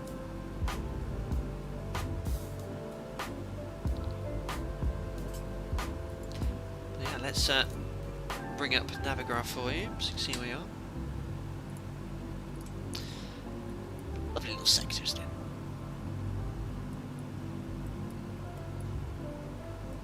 GPS navigation is not too bad at all, very close to where it should be. And yeah, we'll talk about this arrival in full when I get back from my break in a few minutes' time. I'll go for a break on the hour. But it's a really cool approach, essentially. Porto Santo, inbound to Funchal, overhead the VOR, outbound to 3.6 miles, from 3.6 to 6 to land as well. So yeah, I'll be doing my absolute best to sort of manage the engines. One of the things I learned about the DC6 and any aircraft of this era, and especially of these sort of radial designed huge horsepower engines, you've got to treat it with respect. It's not like a Cessna or a jet aircraft where you can just constantly change power. If you do that, you're going to break it. So the key thing in this is to minimise power inputs throughout the entire approach. So essentially what I'm going to try and do is leave it at 90 BMEP and just utilise the flaps. What I found earlier, for that level segment for the circle, if I maintain gear down flap 20, I need about 110 BMEP, leave it there, and then I just simply extend the flaps and then just reduce the power to 90 BMEP. And that's the only sort of power changes I had to make. Obviously, if you need to go around, you have to add the power and stuff like that. But treating the engines with the respect, is the aim of the game here.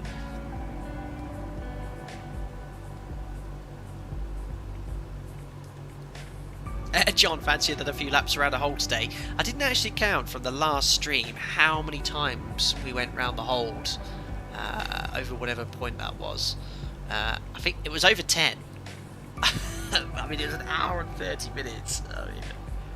I was going to bed that night. I kept rolling around in my sleep.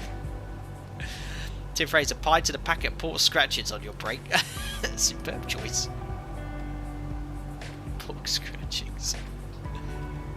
There'll be a lot of people in chat that won't even know what that is.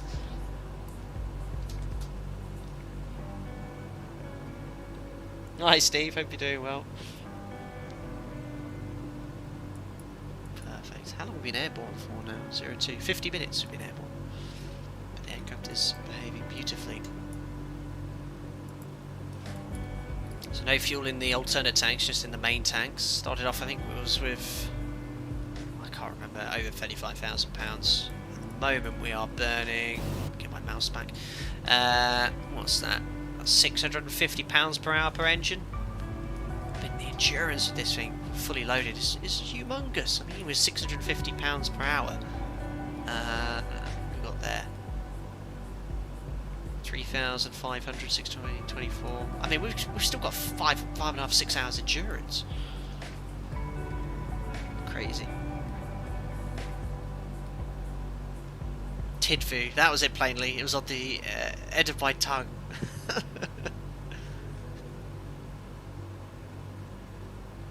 Harish, the route segments between waypoints and Navigraph charts are straight lines and are not geodetic curves. Shortest path arc. The navigation's fine, but the chart depiction is off. That's the way all charts are depicted. Oh gosh, that's digging out some ATPL theory. Yes, rum lines and great circles, but no, all charts are like that. Obviously, over the distance, the tracks change. Nitro Talk, have you done the course to fly the MAX yet? Yes, I did it back in March. We do have a few Maxes in my operator. I'm yet to be rostered to fly one. Hi Ruben, at my 4th stripe last week. Am I captain yet? Technically yes. Steve, did you see my DM? Did you send it after the stream started? In that case I won't have.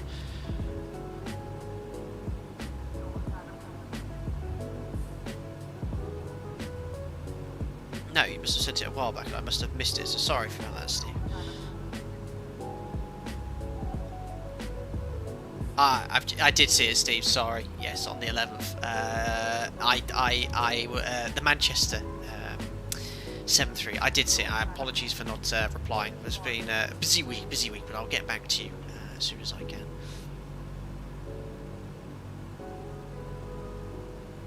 Papa Justify, good to hear the stream as I walk home from work. Very cool, thank you. I'll say there's not much to see. It's part of the Atlantic Ocean. Flight level 200. Still decreasing the cabin altitude, nearly there.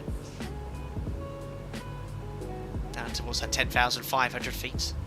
Breathable, certainly breathable. Outside temperature was at -10. But a beautiful day to go flying.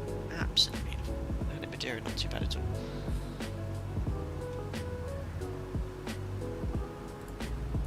Alright then guys, well we've got an hour until we get to Madeira as the crow flies, well not say as the crow flies at its present speed and track. I'm going to go now have a quick, I say quick, I'm going to go for a 10-minute break to stretch my legs, take dog out, and when we get back we'll start talking about our approach into Madeira. As always, if you're enjoying the stream, don't forget to smash the thumbs up button as well. And yeah, it's going to be one of the most interesting approaches we've certainly flown in a while. But no, I'll be back in about 5-10 minutes, around 5 past the hour. See you in a second, guys.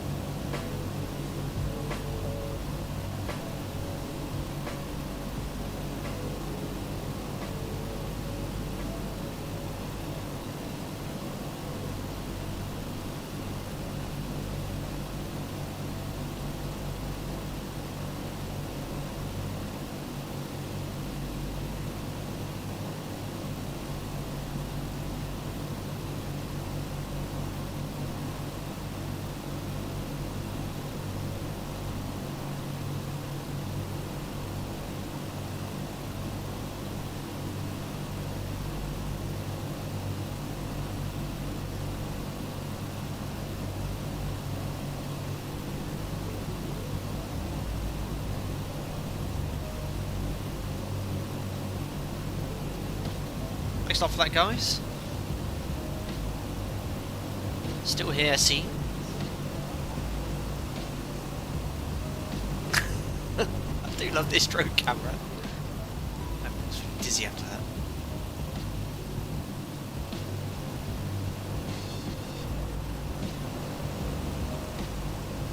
Sweet. Right, let's jump on into the business end. There we are.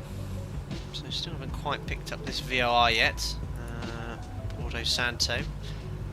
204 miles to go. I think on the test sectors the range came in at about I think it was around 150 or so. That won't take long. I bet in flight. Looks like I picked a bit of an impractical time to come by. Yes, my intermission won't break. Hope you all well as well. Andrea, that livery reminds me of the Airwave Airlines back in 2004. Gosh, yeah, what was the airlines? Was it Pacifica? I used to like the... Oh, God, what were the original Microsoft Flight Simulator airlines called? It was World something or other. That was what I always used to fly in, the 737-400 in 2002. Oh, what was it called? Sorry, you're staring at a GPS. Wow. Ash, I'm sure many people see the Fearless 747 is out. Yes, we've been talking about that. Orbit! Orbit World Travel. The 747 was World Travel Blue, wasn't it? I remember that. Who here completed Flight Sim 2002? I think it was Flight Sim 2002 or 2004, and they had like the pre-saved flights. And I remember doing one from Heathrow to Amsterdam in the 737-400, I think it was. That was like one of the pre-saved Flight Sim 2004 flights. That was in World Travel Pacifica. Amazing. Thanks for your 16 months membership, Adam. Good luck with the approach. I'm going to school now, and I'll be watching the stream replay later on. Have a good one. Take care, Adam. Enjoy your day at school. Thank you very much for your 16 months as a member as well. World Travel. Amazing.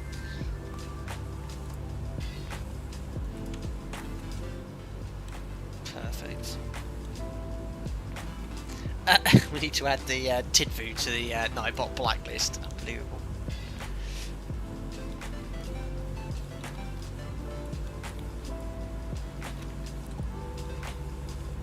If I streamed a little bit later, we're going to have a sunset approach, but yeah, I've got to get up quite early tomorrow, so that's why I sort of started a little bit earlier than usual. Thanks, Kim Newsom. Fabulous. Outrageous. Right, should we start having a look at this approach into Funchal? Ah, look at this, ladies and gentlemen. We are now within range of the Funchal. Oh, look at that, 194 miles range. Superb. So, I mean, we should go old school and turn off GPS, but 44 minutes, 265 knots, DME speed, that is, generated from DME distance, but pretty accurate. You've got 262 ground speed, and that says 265. Well, I want to be a little bit closer at this distance from the VR. But no, let's just temporarily go to gyro pilot. Switch off GPS, go to V-lock, let's line up the radial.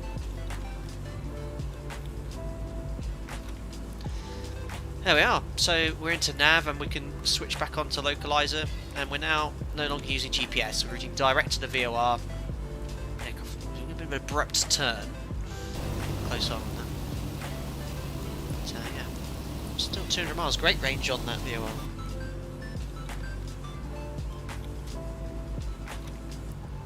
So, top of descent.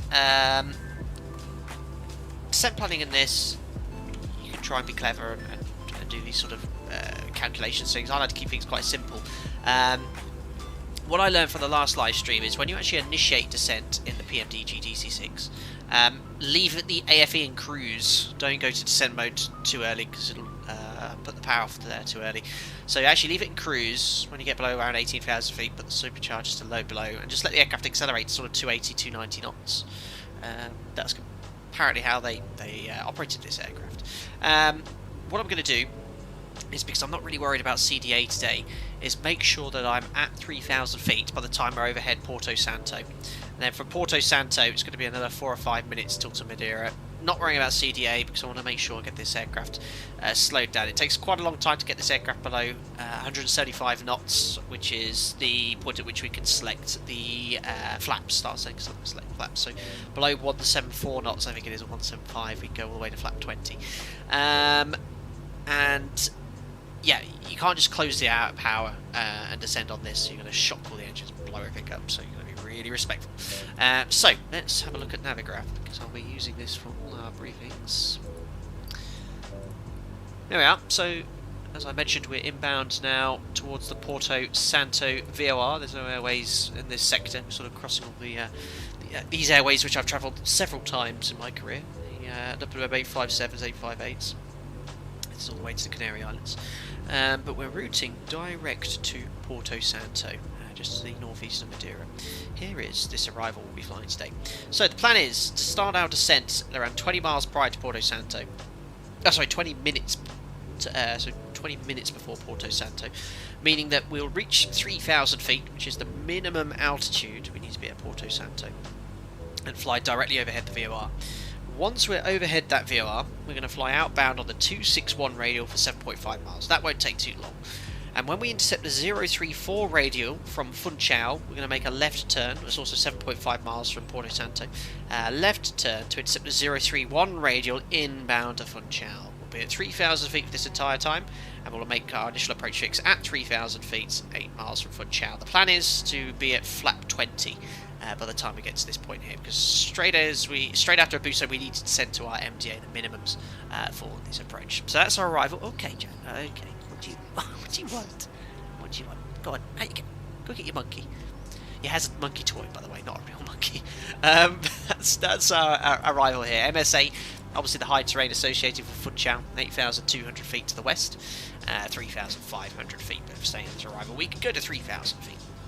So once we get to Abuso, we'll identify Abuso 8 miles from Funchal VOR. We'll then fly the procedure via Abuso. So, things to know, we've got the 12.2 VOR frequency on standby, which we'll be using for this approach. The final approach course will be 211. Platform altitude is 3,000 feet. We need to maintain that until 7 DME from Funchal. So 8 miles is Abuso. Maintain 3,000 feet until 7 miles. And then when we get to 7 miles, we'll start our descent to the Circling Minima. The Circling Minima today, 940 feet. So I'll be utilising the automation as much as possible for this approach, so I can increase my situation awareness, see where we are in relation to the runway, make sure we don't bust any limits, keep the engines within limits as well, and make sure we don't go below this height. The MDA Circling Minima you must maintain until turning final. 940 feet in this case, and max speed for us will be 180 knots at least, so we'll be doing less than that. Lots of wind limitations because of the terrain and hill right next to the runway. Wind's coming in from the north today, so I think the current wind, let's have a look at Funchal. Nice evening, 25 degrees QNH 1021, 01011. So there's actually no limit in that little sector technically, but even if it goes, if it comes from the northwest, quite low limits associated with the terrain off the runway. So if we get to 3.6 miles outbound on the 211 radial from Funchal, we're not visual, we'll have to fly the missed approach. No idea what that is at the DC6. We'll wing it, but turn left onto a heading of 137, and then we'll intercept the 170 radial and go to Funchal. Funchal's at 9 DME from Funchal, and kind of 3,000 feet. Contact approach, so no one today. That's it. So, if you're happy so far, overhead Porto Santo, outbound, left turn 211, Abuso, from Abuso down to 1,000 feet, 7 miles from the VOR, and then when we get to 3.6 miles, that's the missed approach point. We have to decide to make a left turn to go around, but hopefully with visual today and stable, we can continue with the approach, which is to do this. 3.6 miles, we'll continue outbound on 211 radial from Funchal, minimum 940, until we are 6 miles from the Funchal VOR. Once we're there, we're going to make a right turn. Unfortunately, none of the curved LDIN lights, I don't know what LDIN stands for, are in the simulator. It's going to be purely visual, unfortunately. And what I have found from flying a few test sectors on this approach is that I will maintain the altitude 940 all the way around here until I'm around this point here. I'll be hopefully by the time we get to around that corner, we'll be around 2 reds, 2 whites, and then I'll disconnect the automation and fly visually down to the runway. Now, talking about configuration. Prior to the Funchal VOR, looking at the approach before on this level segment, I'll have the aircraft configured gear down and flap 20, and we're going to fly that entire approach gear down, flap 20, all the way until we are turning final. And we're only going to select landing flap once we start our descent. Gear down flap 20. If I go gear down flap 30 or greater level, I need too much power. And remember, the key thing about operating this aircraft is to minimise power inputs as little as possible. So you need it. But if I start playing around with the throttle, damage the engines. So we're going to go gear down flap 20, about 110 BMEP needed to maintain at around 120 knots or so. And we'll keep that pressure setting, power setting all the way around. As soon as I see the PAPI start descending, I'll get the landing flap out, which will be 30, 40 initially, and then 50. And I've been told by a few people now that instead of changing power settings to adjust for speed, what they actually used to do is reconfigure the flaps as needed.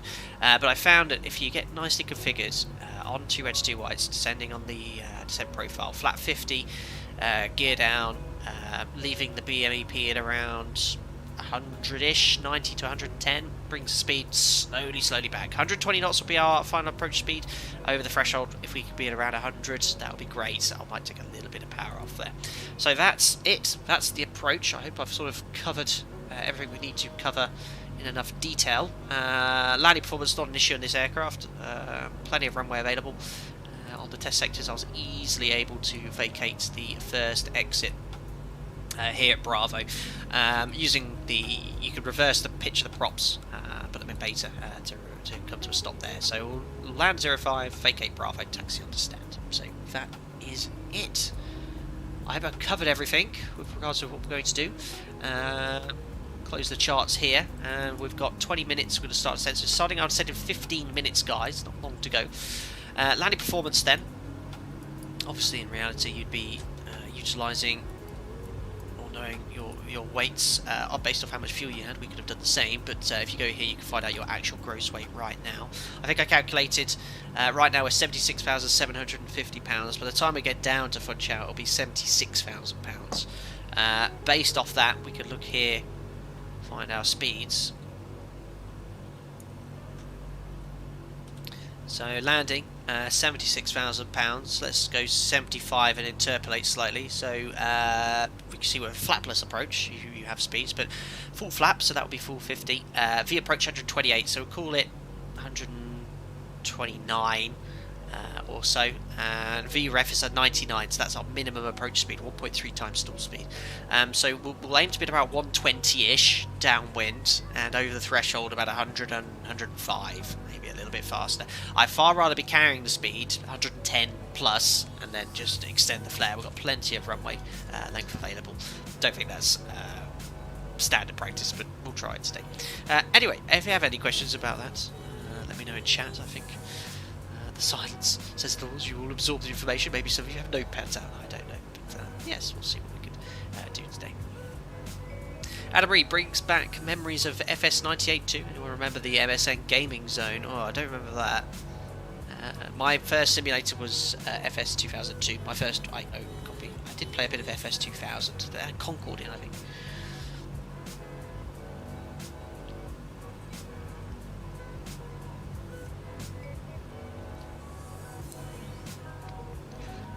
Jonathan Wiltshire, what altitude do you start using high level airways v low level? That's a good question. I don't know. Hope you're doing well, Finley. Evening all. Just got back from college. Good day to you, sir. Thank you for your continued support and help moderating the channel. Sorry, I said we were going to play Apex today, but I was planning to stream instead. I wasn't going to stream today, but I was just playing around with Microsoft Flight Simulator yesterday in the DC6, and I thought, oh, let's try and put it into Madeira.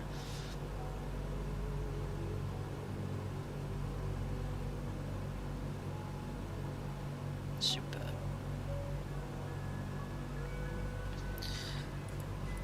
So I think, not that I'm going to be using it, I think you can actually, if I'm going into flight plan, you can see our routing so far. Oops, no. So go Magav en route to Porto Santo, but if I select procedure, select approach, I'm not going to be using GPS today, but I think I can at least load it into the FMC. VR05, yes, but not via Busu, via Porto Santo. Enter, load, activate approach. So I think it should have loaded it in after that. There you go, look, you can see Porto Santo. From Porto Santo, user waypoints, Abusu, I think it's the point at 8 miles. Then 7 miles to 10 points there, 1 mile, and then Funchal, and then the missed approach point. It's all coded, which is pretty cool.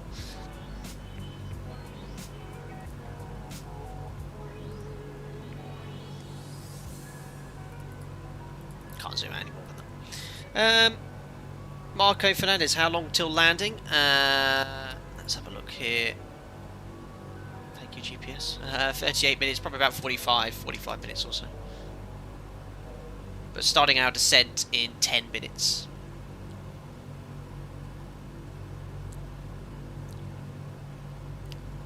Hello, Vukron as well.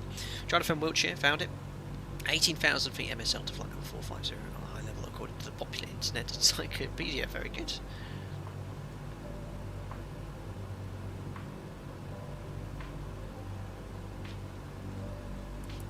So when we descend, we'll leave it in cruise, or GM in cruise, if that's such a thing.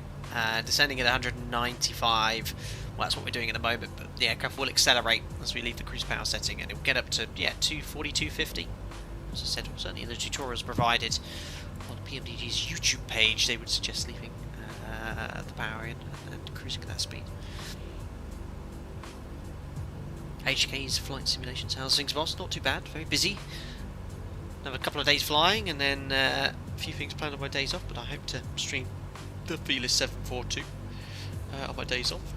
So it'll be either on, what are we today, Thursday, so it'll be on Sunday, maybe Monday. Maybe Monday, might be doing something on Sunday night on the other gaming channel, because that has not received much love recently. Hello Travis Montgomery, love this sim. I wish bush trips weren't so broken for me. Are they broken at the moment? I've not tried any of the pre-assigned bush trips, I'm afraid.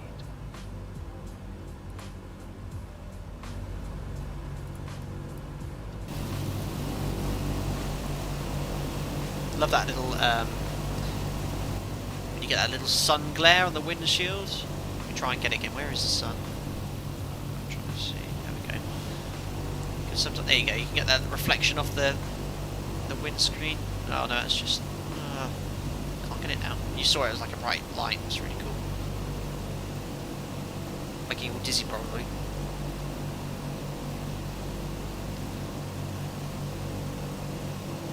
James Bryan, in charge of external view. I read your mind.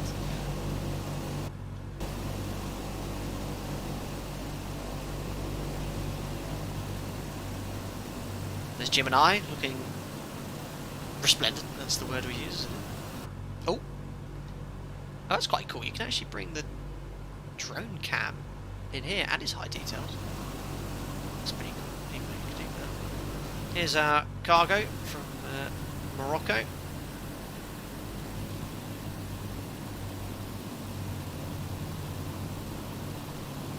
Nothing going on in there. Can we see Porto Santo ahead yet? Only 25 minutes away. No, I can't quite see it, I'm afraid. That lens flare is so cool.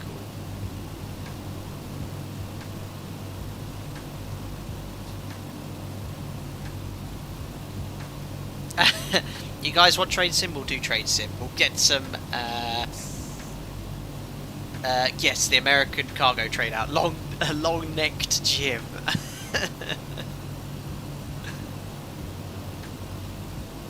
Hi Showmoke, the DC6, absolutely.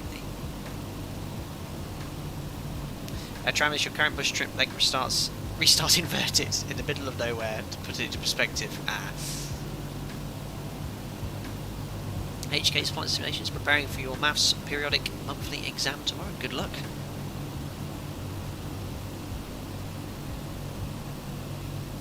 Pilot A340 ETA, around on the hour. So about 40 minutes from now, I'd say. Yeah, sorry, no fly live. I mean, I tried it on the test sector and it just kept freezing after 10 minutes.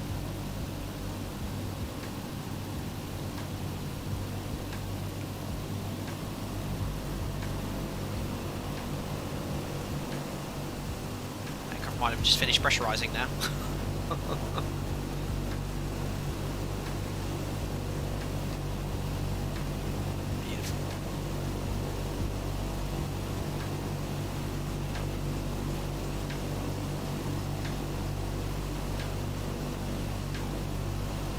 Yeah, what's the update with regards to Microsoft Flight Simulator and CSL models on VATSIM? I think you can actually already get them.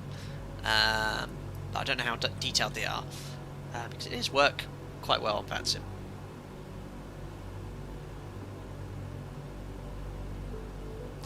Hi, Rakon. As Thriving Aviation puts our virtual pilots in real cockpits, YouTube Aviation is taking a fall in available streams. Glad that you're back. Thank you very much, Rakon. Well, come this winter, guys. You know, it'll always be the case. Anyway, my operator, you know, operations in the winter scale back a little, and certainly we're not out of the pandemic yet. We've always talked about load factors in the last few streams in a couple of months or so. We've had a few busier loads, but they're nowhere near pre-pandemic levels. Certainly in the last 3 weeks I've noticed a reduction in the amount of passengers. I mean, where I went to yesterday in northern Spain, we had 50 passengers, 30 passengers on the way back. And yeah, numbers generally are less than 100. Airlines won't make much money with planes half full. So I think the UK government next month, or certainly in the next few weeks, are going to be announcing a new system, essentially getting rid of the current traffic light system and just having basically yes or no, just a red system, which is what it needed. But it's too late, too little too late. We're just coming to the tail end of the summer schedule. I know we're not out of the woods yet with coronavirus, and no doubt cases will increase in the winter along with other pressures on the National Health Service, and with regards to my friends in other countries watching here as well, there'll be pressures too. But yeah, who knows what will be next year? Who knows? Who knows?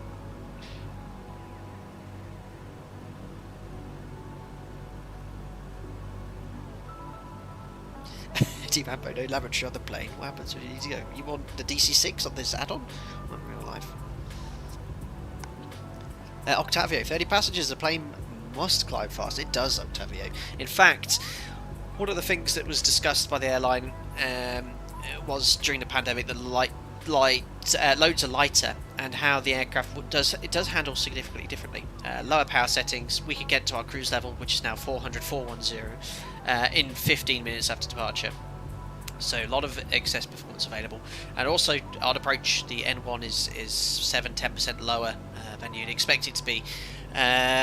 So we're sort of acclimatised to that now. So actually, I flew about 2 weeks ago with quite a full load. The loads weren't too bad. We were tankering as well, and we took off nearly at 70 tons.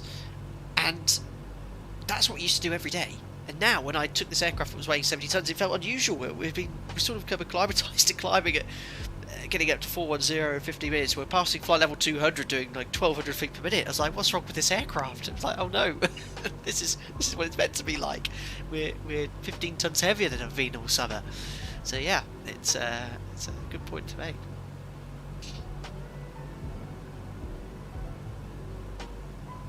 Travis, UK's rough spot right now between COVID and Brexit. So you folks are going to be in a recovery mode for a while. Things, yep, don't get me started.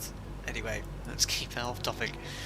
23 minutes until we get to Porto Santo. We'll commence our descent in 3 minutes from now. 100 miles to the VOR. To remind you, I'll bring up Navigraph for you. We're coming in from the east here, routing direct to this VOR, and then we'll be at 3,000 feet. Probably just prior to Porto Santo, and from here to Funchal is not long, and then before you know it, we'll be landing.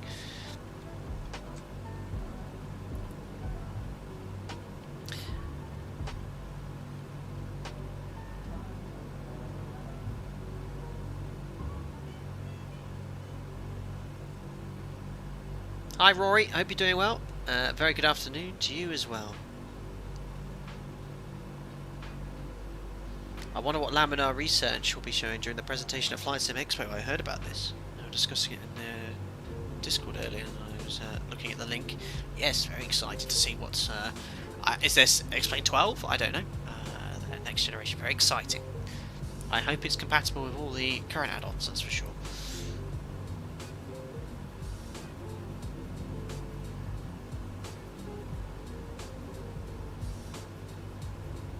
Zach, if you're flying in real life and someone hears you over the tannoy, can we pop to the flight deck and say hi? If you're certain it's me, I'm more than happy for you to tell the cabin crew and I'll say hello afterwards, but you never know. According to many people, I'm not a real pilot. Like, a couple of streams ago, we even had someone fancy him to say that, unbelievably. Yeah, maybe you'll never hear me. Flight deck to soapbox, go ahead, get it off your chest, please. Anyway, 22 minutes to go, 94 miles. I still can't see Porto Santo. It's 100 miles away. It'll be coming into the the horizon very soon. It's been a lovely length sector here. I was going to come in from Tenerife, but it wasn't quite long enough, and I thought Marrakech might be a tad too long. I wanted about an hour 30-minute flight time, but no, it's worked out lovely.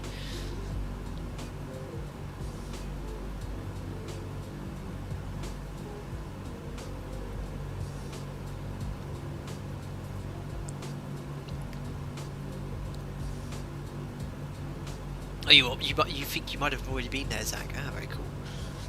Thanks for respecting my privacy. Martin, going to have my UPRT course next week. I'm set recovery training. Last step for finally being able to start looking for somewhere to work. Martin, that's very exciting, very exciting. Thank you so much for 2 years of member, I can see. So, yeah, keep us posted. And if you need any advice, always drop me a DM in Discord. James, when do you think you'll be back in Euro Truck Simulator? It's been 2 or 3 months since I streamed. I did fire it up and I've seen that a lot has changed with the sim back in London at headquarters. But yeah, we'll be, when winter comes, or certainly in the next few weeks, and get more time, we'll be streaming on. I'll be streaming on both channels. Right. Anyway, 20 minutes. I think it's time to start our descent. So remember, don't whack it straight into descent mode. Someone said don't do that because the engines go too lower power setting too soon. So we're going to leave it in cruise, and all I'm going to simply do is turn off altitude control and wind in a 1,000 feet per minute descent rate. Top of descent, ladies and gentlemen, we're going into Madeira. Ooh, that was a little bit aggressive. Oh, that'll make you feel sick. There we go, 1,000 feet. It's quite hard to use this dialer. What's it called? A glide wheel, I think is the term. There we are, and we leave the power setting exactly where it is, and the aircraft fully accelerates. So we just got to remember when we get below 18,000 feet to turn the blowers to low, the superchargers to low, and we can then prevent the engines becoming too overpowered. And I think Jim should be slowly reducing the power anyway to maintain 35 inches. There we are, 1,000 feet per minute, down we go.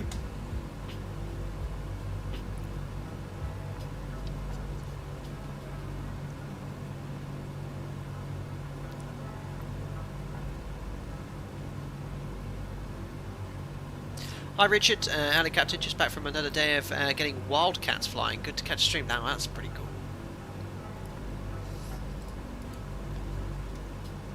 Where are you, Porto Santo? Still can't see it. But 20 minutes, 1,000 feet per minute. We want to level up at 3,000 feet, so that's 17,000 feet to lose. 1,000 feet means you should be level around 3 minutes. Obviously we'll accelerate in the descent, maybe a couple of minutes prior to Porto Santo.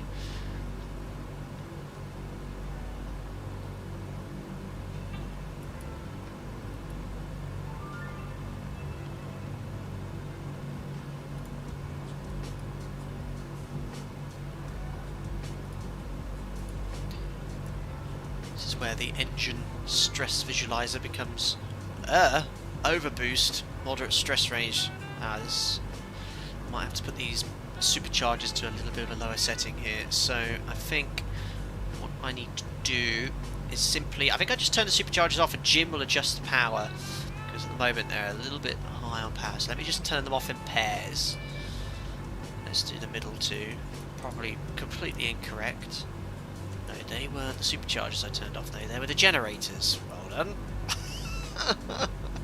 Superchargers, right?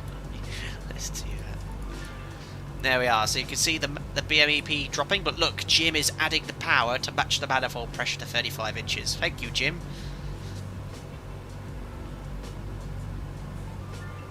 And you'll see, hopefully, no longer overboosting. Superb. So now we can do the out 2. There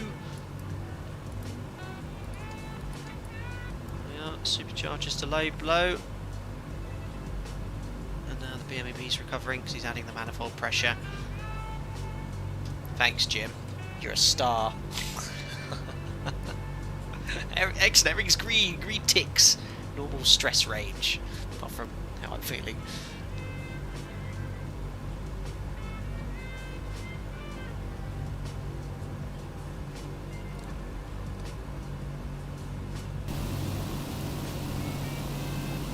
I think I can see Porto Santo. It might not be quite good on the stream resolution, but there it is. Just above that cloud. I'm putting a circle around a bit mad. Well done, electricity is overrated. Thanks, buddy. Oh, just keep that rate of descent. I want to be doing 1,000 feet per minute. A couple of turns of the glide wheel.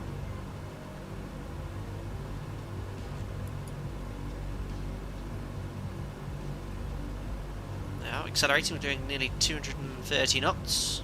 There's 1,000 feet per minute plugged back in. Passing flight level 170. Rory, maybe cut the music in the descent. Yes, sir. Music's gone.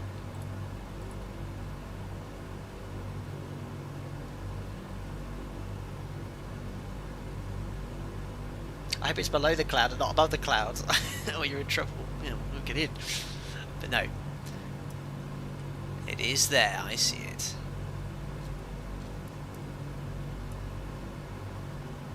Well, so far so good, but I haven't got it on the ground yet. John, it's so unusual to hear the captain genuinely offering thanks to Jim. It's usually sarcastic at best. Amazing. But it's good fun to fly this old classic prop liner. And yes, we've been sort of talking about the simulator and how the mouse is a bit dodgy. Look, for example, if I move my arrow, there you go, mouse keys teleport to the top left. But you know, if they can fix these little bugs, the performance improvements are great. I mean, you know, my system specs we were discussing earlier. I'm getting great performance at the moment, and I did some flights over some mountainous areas earlier, just having a play, and it was you know, in excess of 30 FPS for me.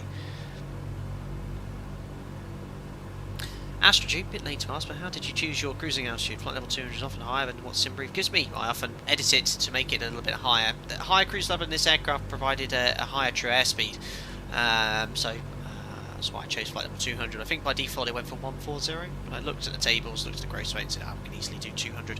I think the service ceiling was 25,000 feet for the DC6. You can go a little bit higher.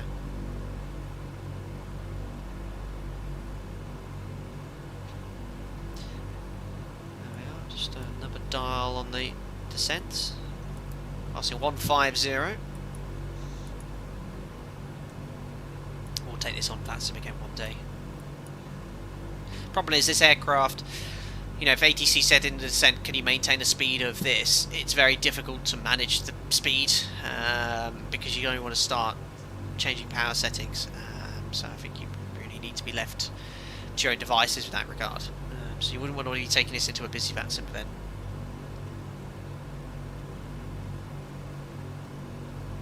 Having said that, this aircraft routinely operates in Alaska and North, I guess they get some sort of free speed. Well, it's not exactly super busy there.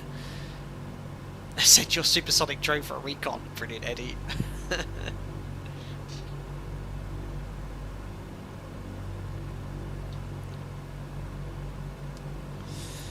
As we descend, it's 235 knots, holding it quite nicely. What is our outside air temperature? Just above freezing now. So a couple of degrees, looking good. And when we get to below 10,000 feet, we'll select descent, the descent phase.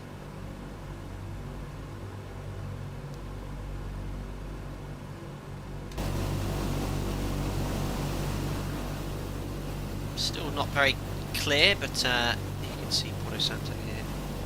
I mean, that looks up there. The water looks incredible in the sim. Can you imagine we've got like a tail cam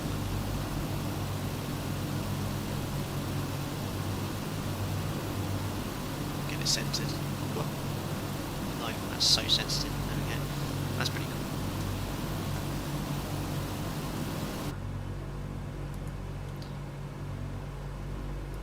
It's a good 10 minutes until we're overhead Porto Santo, and we should be at 3,000 feet at that point as well. Keep it doing 1,000 feet per minute. Just do it a little bit more. Set the aircraft accelerator not that much.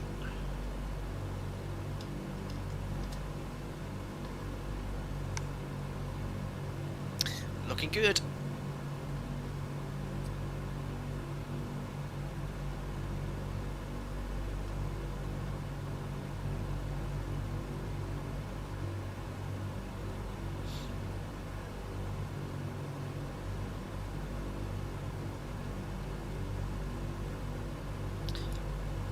So, keeping the cruise at the moment.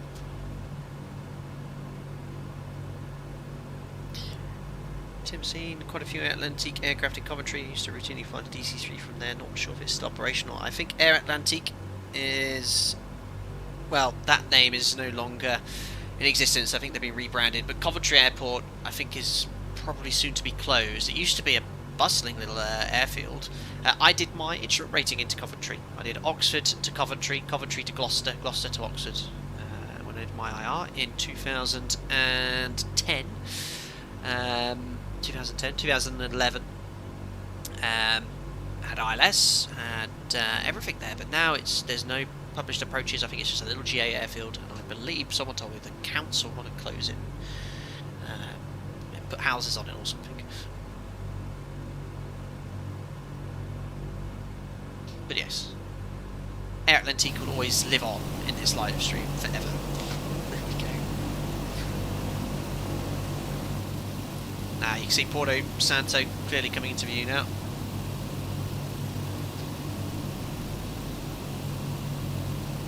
I think so, Tim. I think it's set to be closed. I think that's what some people want to have it done, because it doesn't really... I don't think there's any scheduled commercial flights there or anything there. Master caution, a certain airline that shall not be mentioned is taking delivery of that MAX 8200 currently over Belfast. Looks like Ryanair is getting another one then. Are you sure that's not Wellesbourne Airfield? Maybe, Jonathan, I can't remember. With regards to which one's shutting. Maybe Coventry's staying open, I don't know. They want to put a mega battery factory on it. Oh, there you go.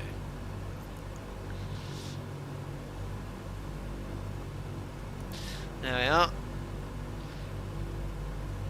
And flight level 100. 8 minutes until we get to the VOR. 36 miles to go. When I get overhead Porto Santo, it's going to get very, very busy.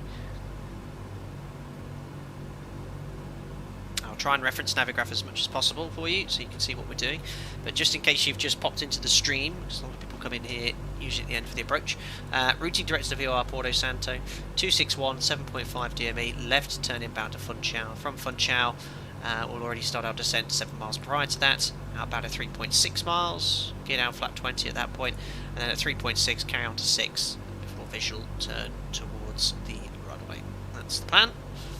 We just need to execute it. Passing flight level 100 then for 3,000 feet. I'm just going to get the QNH set, and we'll also revert to the descent phase. 26 inches, please. Setting 26 QNH 1021. I think if I press B though, it will do it for me. There we are, QNH set. 26 inches, so power's now going to be reduced. 26 inches set. Descent checklist, please. Excellent Implemented the flight instruments. Cross-checked. Seatbelt signs on. Got it, 2 tons.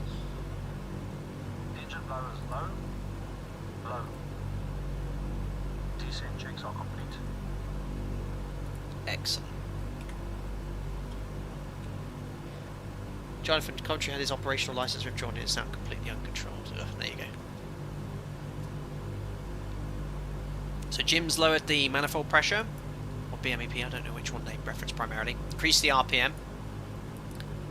The aircraft will slowly start slowing down, but really it won't be until we're level and we've done the in-range checks. The aircraft will start slowing down. Now, I can't remember, did the in-range checks configure flaps in the DC6 for you to flap 20? I'm just going to quickly have a look at the manual.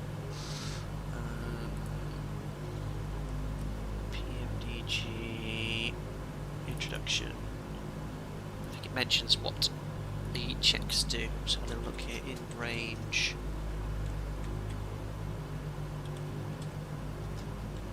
In range once. Miscellaneous items. No, it's the before landing checks that brings the flaps and gear out. Okay. So in range just reconfigures the aircraft, brings the power down a little bit further.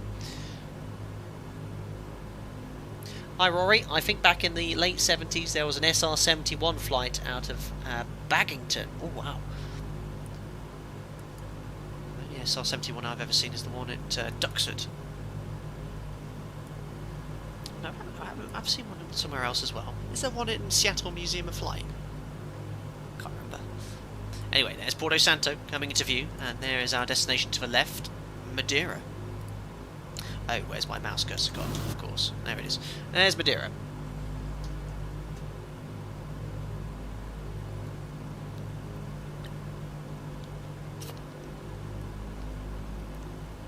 Tim Fraser is saying to you, Rory, that he remembers going to the Big Thunder Air Show there many moons ago. Very cool.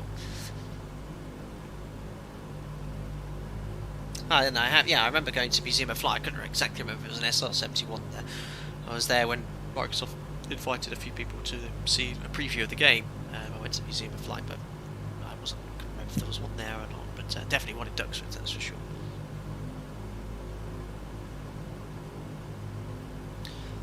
Turn the volume up slightly in the sim.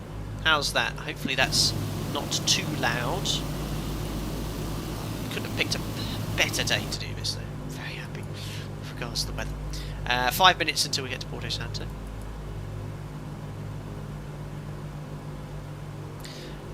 No, thank you very much for $10. Very kind of you. I've just muted the alerts, but I'll read it anyway. El Capitan, have you ever been to Madeira? Are there some airports approaches you are operated that are captains only? If so, is that mostly because of terrain, or are there certifications needed? Thank you, Noah. Very kind of you to donate. I hope you're doing well.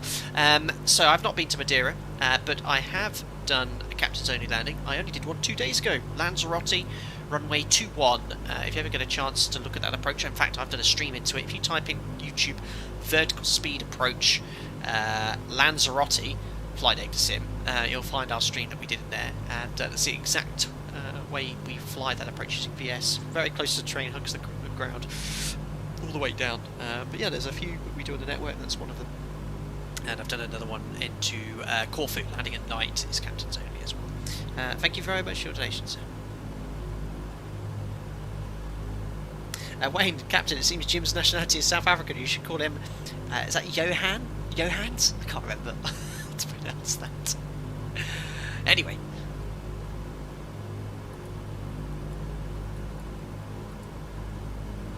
Just to show you quickly where we are. There we are, inbound to Porto Santo. Next will be that left turn 261, outbound.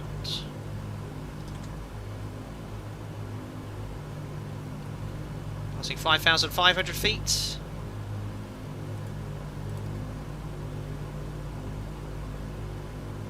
Johans, thanks Ricardo.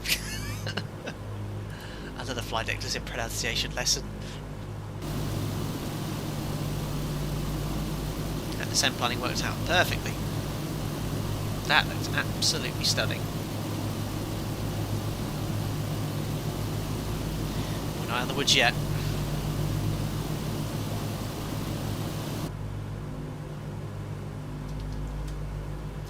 So just 2,000 feet to go. I'm going to level off at 3,000 feet prior to Porto Santo, and then we'll do the in-range checks and speed down to around below 175 knots. So remember, we're not landing here. Porto Santo is just the point at which we intercept the Funchal radial, but I wasn't so worried about CDA today, especially with the distance needed to slow down, so I just wanted to get level at 3,000 feet, and we can cruise on at 3,000 feet at the platform altitude until we start descending. Oh, Johannes. Johannesburg. So Johannes. Very good. Jim Johannes. I'm going to shut up now. 1,000 feet almost to go.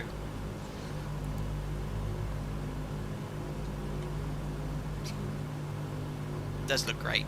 I have to give credit to Microsoft Flight Simulator. Apart from the fact they missed a little bit of ortho for this part of Porto Santo. Looks like default scenery, but the rest looks amazing.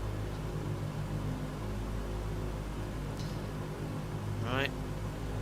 approaching 3,000 feet, so level off first using the gyro pilot.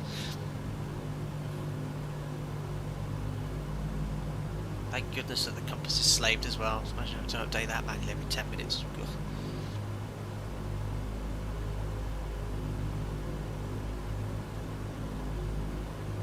$500 feet to go. Perfect. Wanted to be at 3,000 feet within 30 seconds of the VOR, I reckon. 1 minute. Look at that, 4 miles.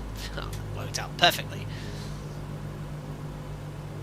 So I'm going to switch to the gyro pilot now because I don't want the aircraft to do anything funny as we go overhead the radial. I'll pre-tune 261 on the CDI. Oh, I need to level off though as well. Too much work. Ah! This is where it gets really busy. Oh, I don't want to get below 3,000. Oh dear. Just quite below 3,000, but that's my fault because I was trying to get the gyro pilot in as well. Quickly climb up. Complete the visual, no problems. Nothing to see here. Workload is just off the scale. Bit of turbulence here. Oh, I hate having to not look out the window. Let me just get back up to 3,000. That'll at least help me lose a bit of speed.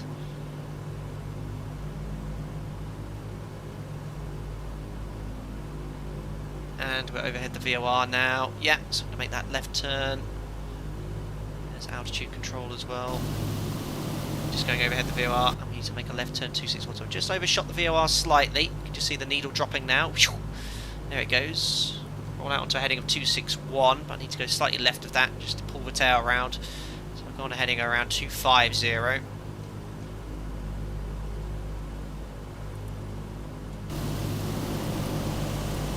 VOR's there. Airfield. Maybe if I just chuck it and localise, it'll capture it for me. There we are, a bit lazy of me. But there we are, 3,000 feet. Now going to do the in-range checks. That will start slowing us down. Turbine. Normal. Fuel booster pumps. So just to show you where we are. Where's the aircraft there? We're outbound now on the 261, waiting until 7.5 miles from Porto Santo. Hydraulic bypass valve. Down. No smoke. Thanks, Edis. Just for the good work, Captain. Learn how to fly. Tutorials and videos. Great content. Thank you very much, Eddie. Thank you. So there's 3,000. So I'm now going to go back to gyro pilot, wings level, and we're going to tune now the Madeira VOR on box 1 and 2, 12.2 and 12.2. Preset the course 211. You see the RMI swinging. 211, and you see that needle start moving in. As soon as that's about 1 dot away, we can engage localizer mode. So we're just intercepting that radial inbound, the 031 radial inbound here. So always look at the tail of this. So going to the tail is the radial. We're on 031.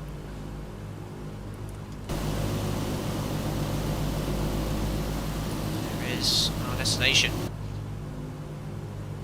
And there we are on Navigaph.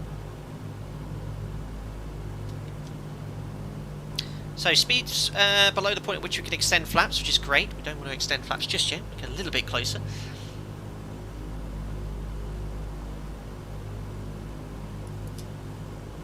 Looking good for the radial. And we can now select localizer. Aircraft's now going to turn left, intercept the 031 radial inbound to Funchal. And now we're going to be waiting for a distance of 7 miles. When we're 7 miles away, we can start our descent onto the approach.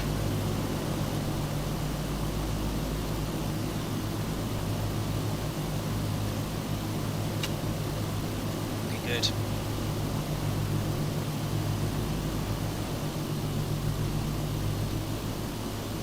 Absolutely stunning.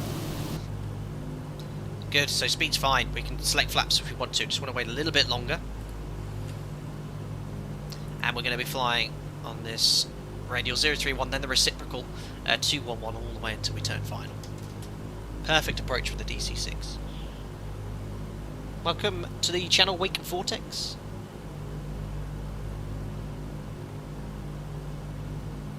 Everyone's learning about Lama International Airlines. Beautiful. Perfect.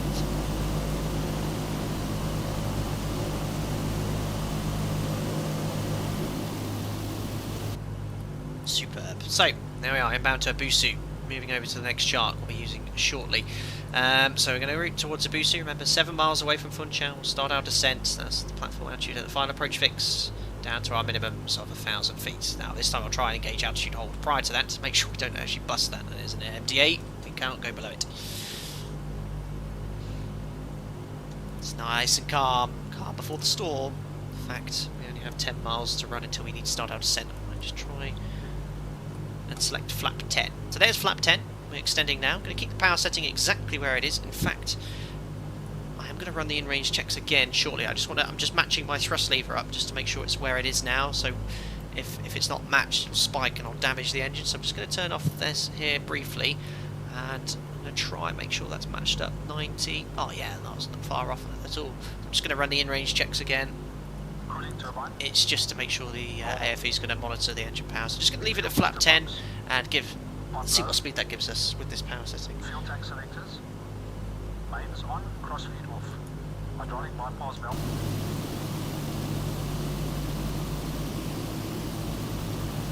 You good? James, would it be deafening riding one of these as a passenger? Yes, I think they're pretty loud.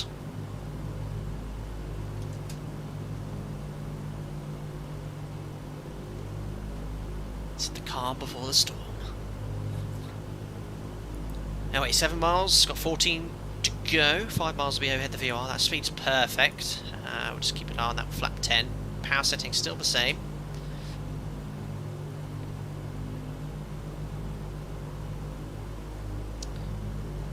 The key thing is to minimise power inputs as much as possible.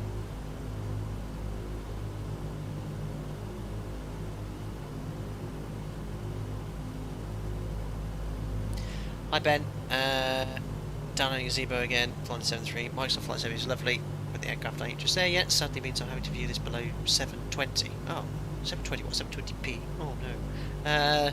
I mean this aircraft's great. I do like this little DC6.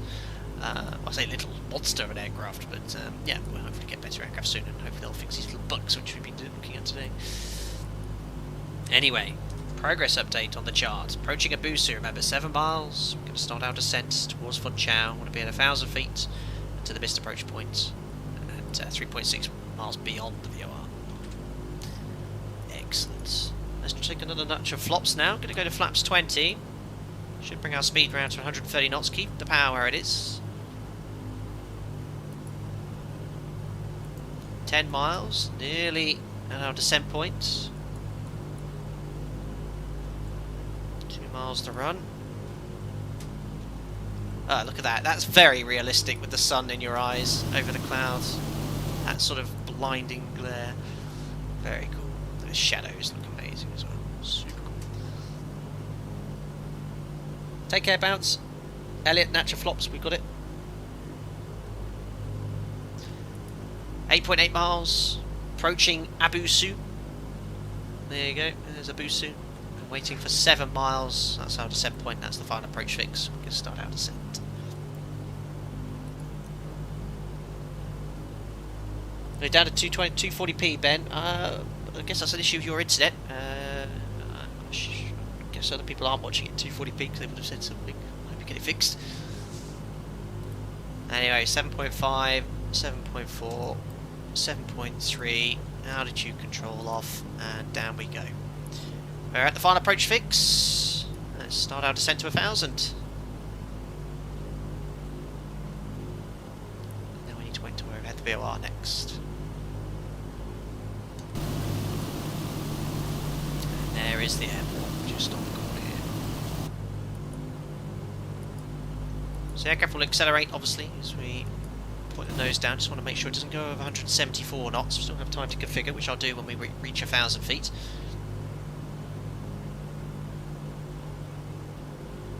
Oh, good, yeah, good. Glad there's no issues with the quality with most of you. So remember, not landing straight in. We're going to be doing the circling approach. Some wind farms appeared. Just keep an eye on that speed. Don't want to go much higher than that. 174. Just take a little bit of BMEP off. It does say in the tutorial you can lower the power up to 60 BMEP. If you're going a bit fast. I'm just going to reduce it ever so slightly. about 75. Ooh, so sensitive. There we are. We're out there, just to stop speed getting above 174 with the flaps out. So I think that's the maximum extension speed there. That'll help control the speed. A little bit less actually. There we go. Keeps engines all nice and cool. Good.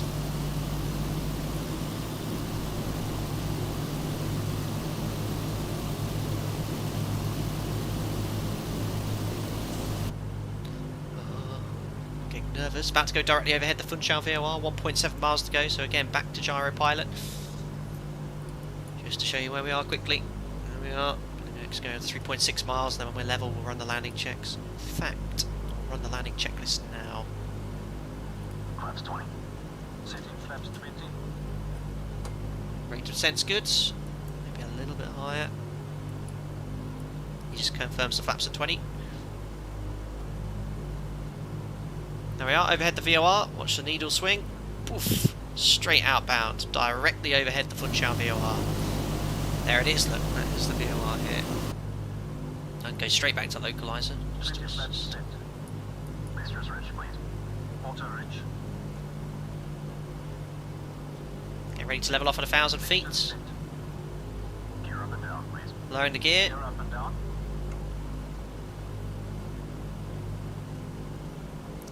Leveling off at the MDA here.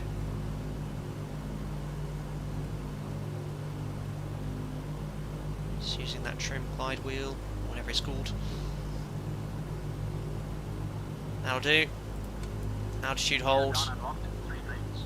Props. We're downwind. There is Madeira.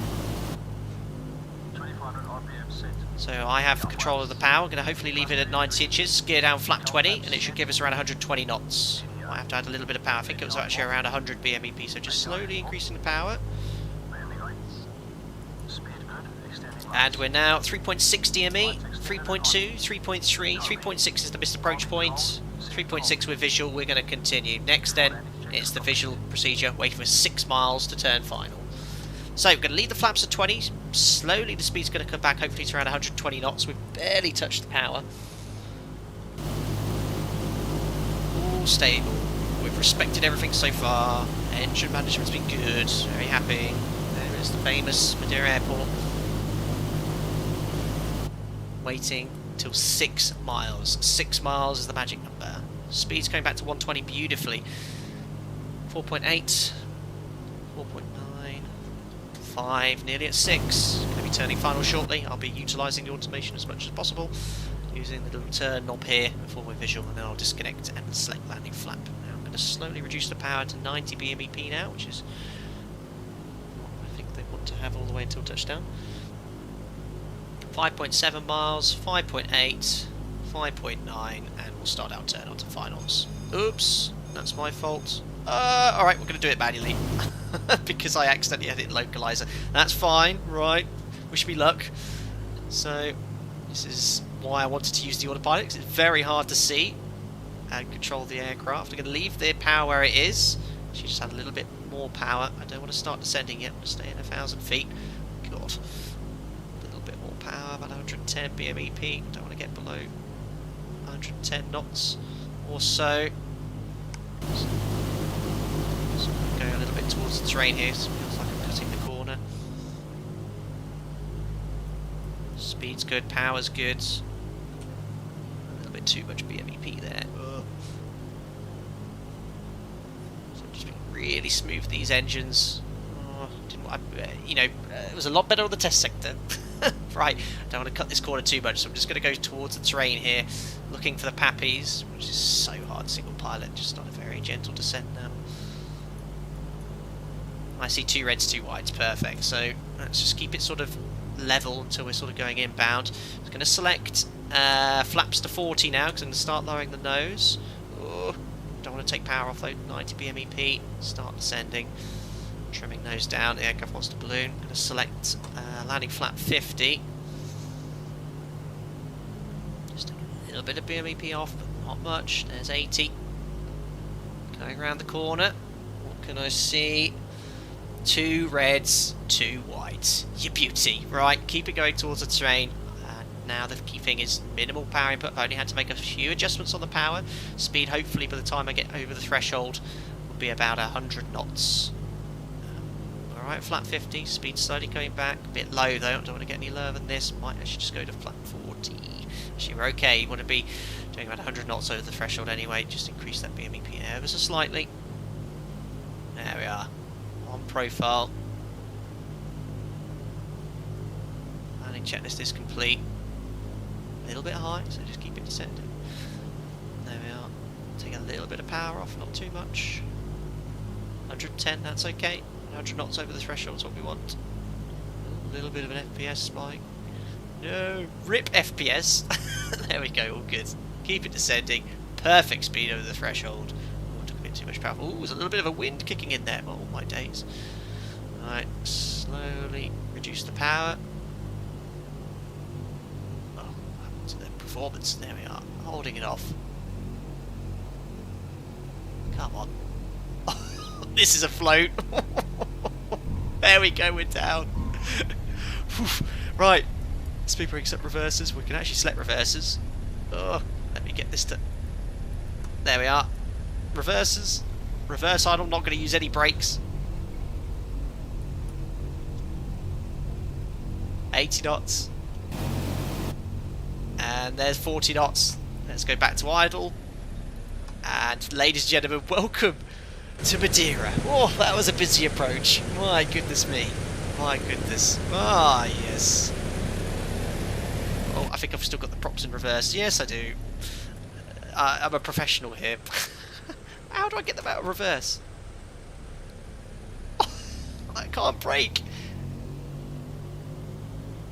Don't tell me they're still in reverse. Oh my goodness, we're not on that sim. I thought they were in reverse, and now I completely overpressured the engines because I didn't want to go backwards anymore. There you are, ladies and gentlemen, welcome to Madeira. I just wanted to show you the last 30 metres of the runway I landed on, going backwards, and now we'll return to stands. I'll go on to stand. Oh dear, that was embarrassing. Oh dear. Oh well, we made it. I think the approach went very well. You know, accidentally disconnected the autopilot, but you know what? Why not fly it manually? That's where the fun all is. And breathe. There we go. Right, taxi on here. Real pilot proved, yes. Yeah, I don't know what I did. I thought I clicked the lever in the right place, but it wasn't happy at all dealing with that. Oh dear. Right, let's get Jim to do his checks anyway. After landing checklist has been done. Why? It's a bit off-roading here.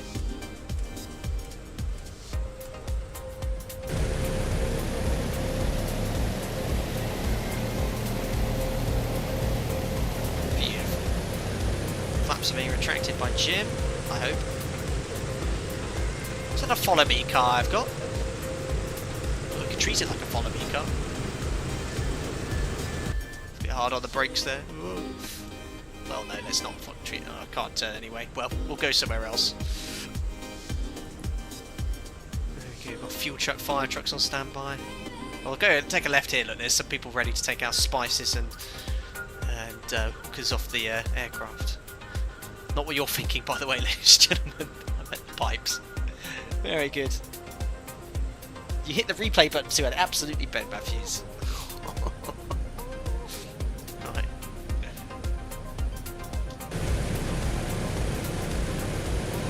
And this is included with all versions of Microsoft Flight Simulator. This is Madeira Airport. 30, Why is that post 20, so quickly? 10. Dear. Thank you very much, Tim Fraser. £2. Oh, you're a real pilot. It wasn't that bad. I just went backwards a bit on the runway. Thanks a lot, Tim, for your continued support there. Right, parking brake is set. Come on, Jim. Let's do the parking checklist. Parking brake is set. Cut engines. Cut edges.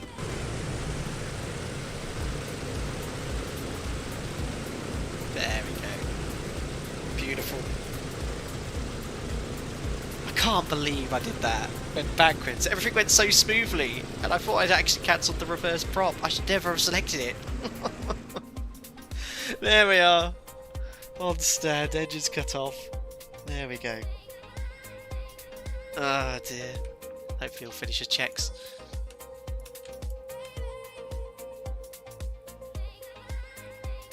I think so. I can hear things moving in here. It's usually Microsoft Flight Simulator does that thing saying, yes, there it is, look. Continue. Why did it do that? There we are, parking brake, checklist complete. There we are. I don't have a replay tool, guys, so I might as well open everything up. I did see there's some replay tools available. I know it's actually SV1 simulations. I think someone said he used one in his last stream.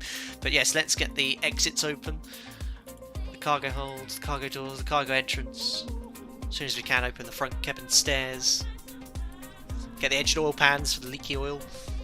Don't need any mechanics. We're fine. Chocks. Opening the stairs. There we are. Let's have a look at some of these comments then. Time for a shower for that approach. Yeah, a little bit sweaty. Hard work, but we've got it down safely enough. Elliot Smith landing lights. I think Jim's done it. Yeah, Jim's done it, look. He hasn't retracted them, though. He's left them off, at least. My guess is 100 foot per minute butter. I absolutely agree with you, Richard Madford. I think that's exactly what it is. Bandsmouse, nice landing though. Also hand flying final turn. Yeah, I wasn't planning on doing that, but it worked out okay. 2 reds, 2 whites, we're right around the corner. Jim546, the lever auto click back to forwards. I think some issue there, wasn't there, with it? Thanks for subscribing, person. Maybe taxi backwards next time. Thanks, James. Lots of AARP emojis. Real pilot proof. Brilliant. I think I read that one already. That was mega. Thanks, Elliot. Thank you very much, Kim Newsom, for... What on earth is that? Is that a lemon? Thank you, Kim Newsom, for your lemon with a green leaf. That was very kind of you. Thanks for subscribing as well. It's Frankman that subscribed. Wow. Well, thank you very much for the random lemon emoji, Kim Newsom. $10. Very kind of you. Yeah, it was a little bit of a float. But the engine management on final, I was pretty happy with, because these engines, you really want to leave them. And I think I only made probably 3 or 4 adjustments, and all within sort of 10-20 BMEP, so I think the engines would have perhaps survived in real life, who knows. Perfect, I think we've all caught up with everyone there. Right, anyway, I'll look into a replay tool, perhaps for Microsoft Flight Simulator, because I've seen some other streamers using them. I always thought Microsoft Flight Simulator was going to be releasing one themselves, but no, it'd be quite cool to do in the future. But yeah, really enjoyed today, hope you enjoyed it too. As ever, thank you to everyone that donated. That's very, very much appreciated, never ever required. To all my members, thank you so much for the continued support. To all the regular subscribers and viewers that came in today, thank you for watching this as well. As ever, if you liked the video, don't forget to smash the thumbs up button and subscribe to stay up to date with the content. Very likely the next stream will be in the Fearless 747-200. We've already done a couple of streams, 50, and 40, when I do 30, stream it, we'll do a couple of giveaways for 20, you guys, just to give some 10. back for you, so you can enter the competition. I'll do a little quiz as well. Thank you, Steve Mayer, for your donation. Well done, boss. Treat fund for Jack. That's very kind of you, Steve. I'll make sure Jack is fed. I'm sure you can already hear him. He's here already. That's his tail wagging on the thing. Gonna say goodbye, Jack. Yes. Okay. Awesome stuff, guys. Well, stay safe as ever, and I'll see you all on another Flight Deck to Sim live stream very soon. Take care. Bye bye.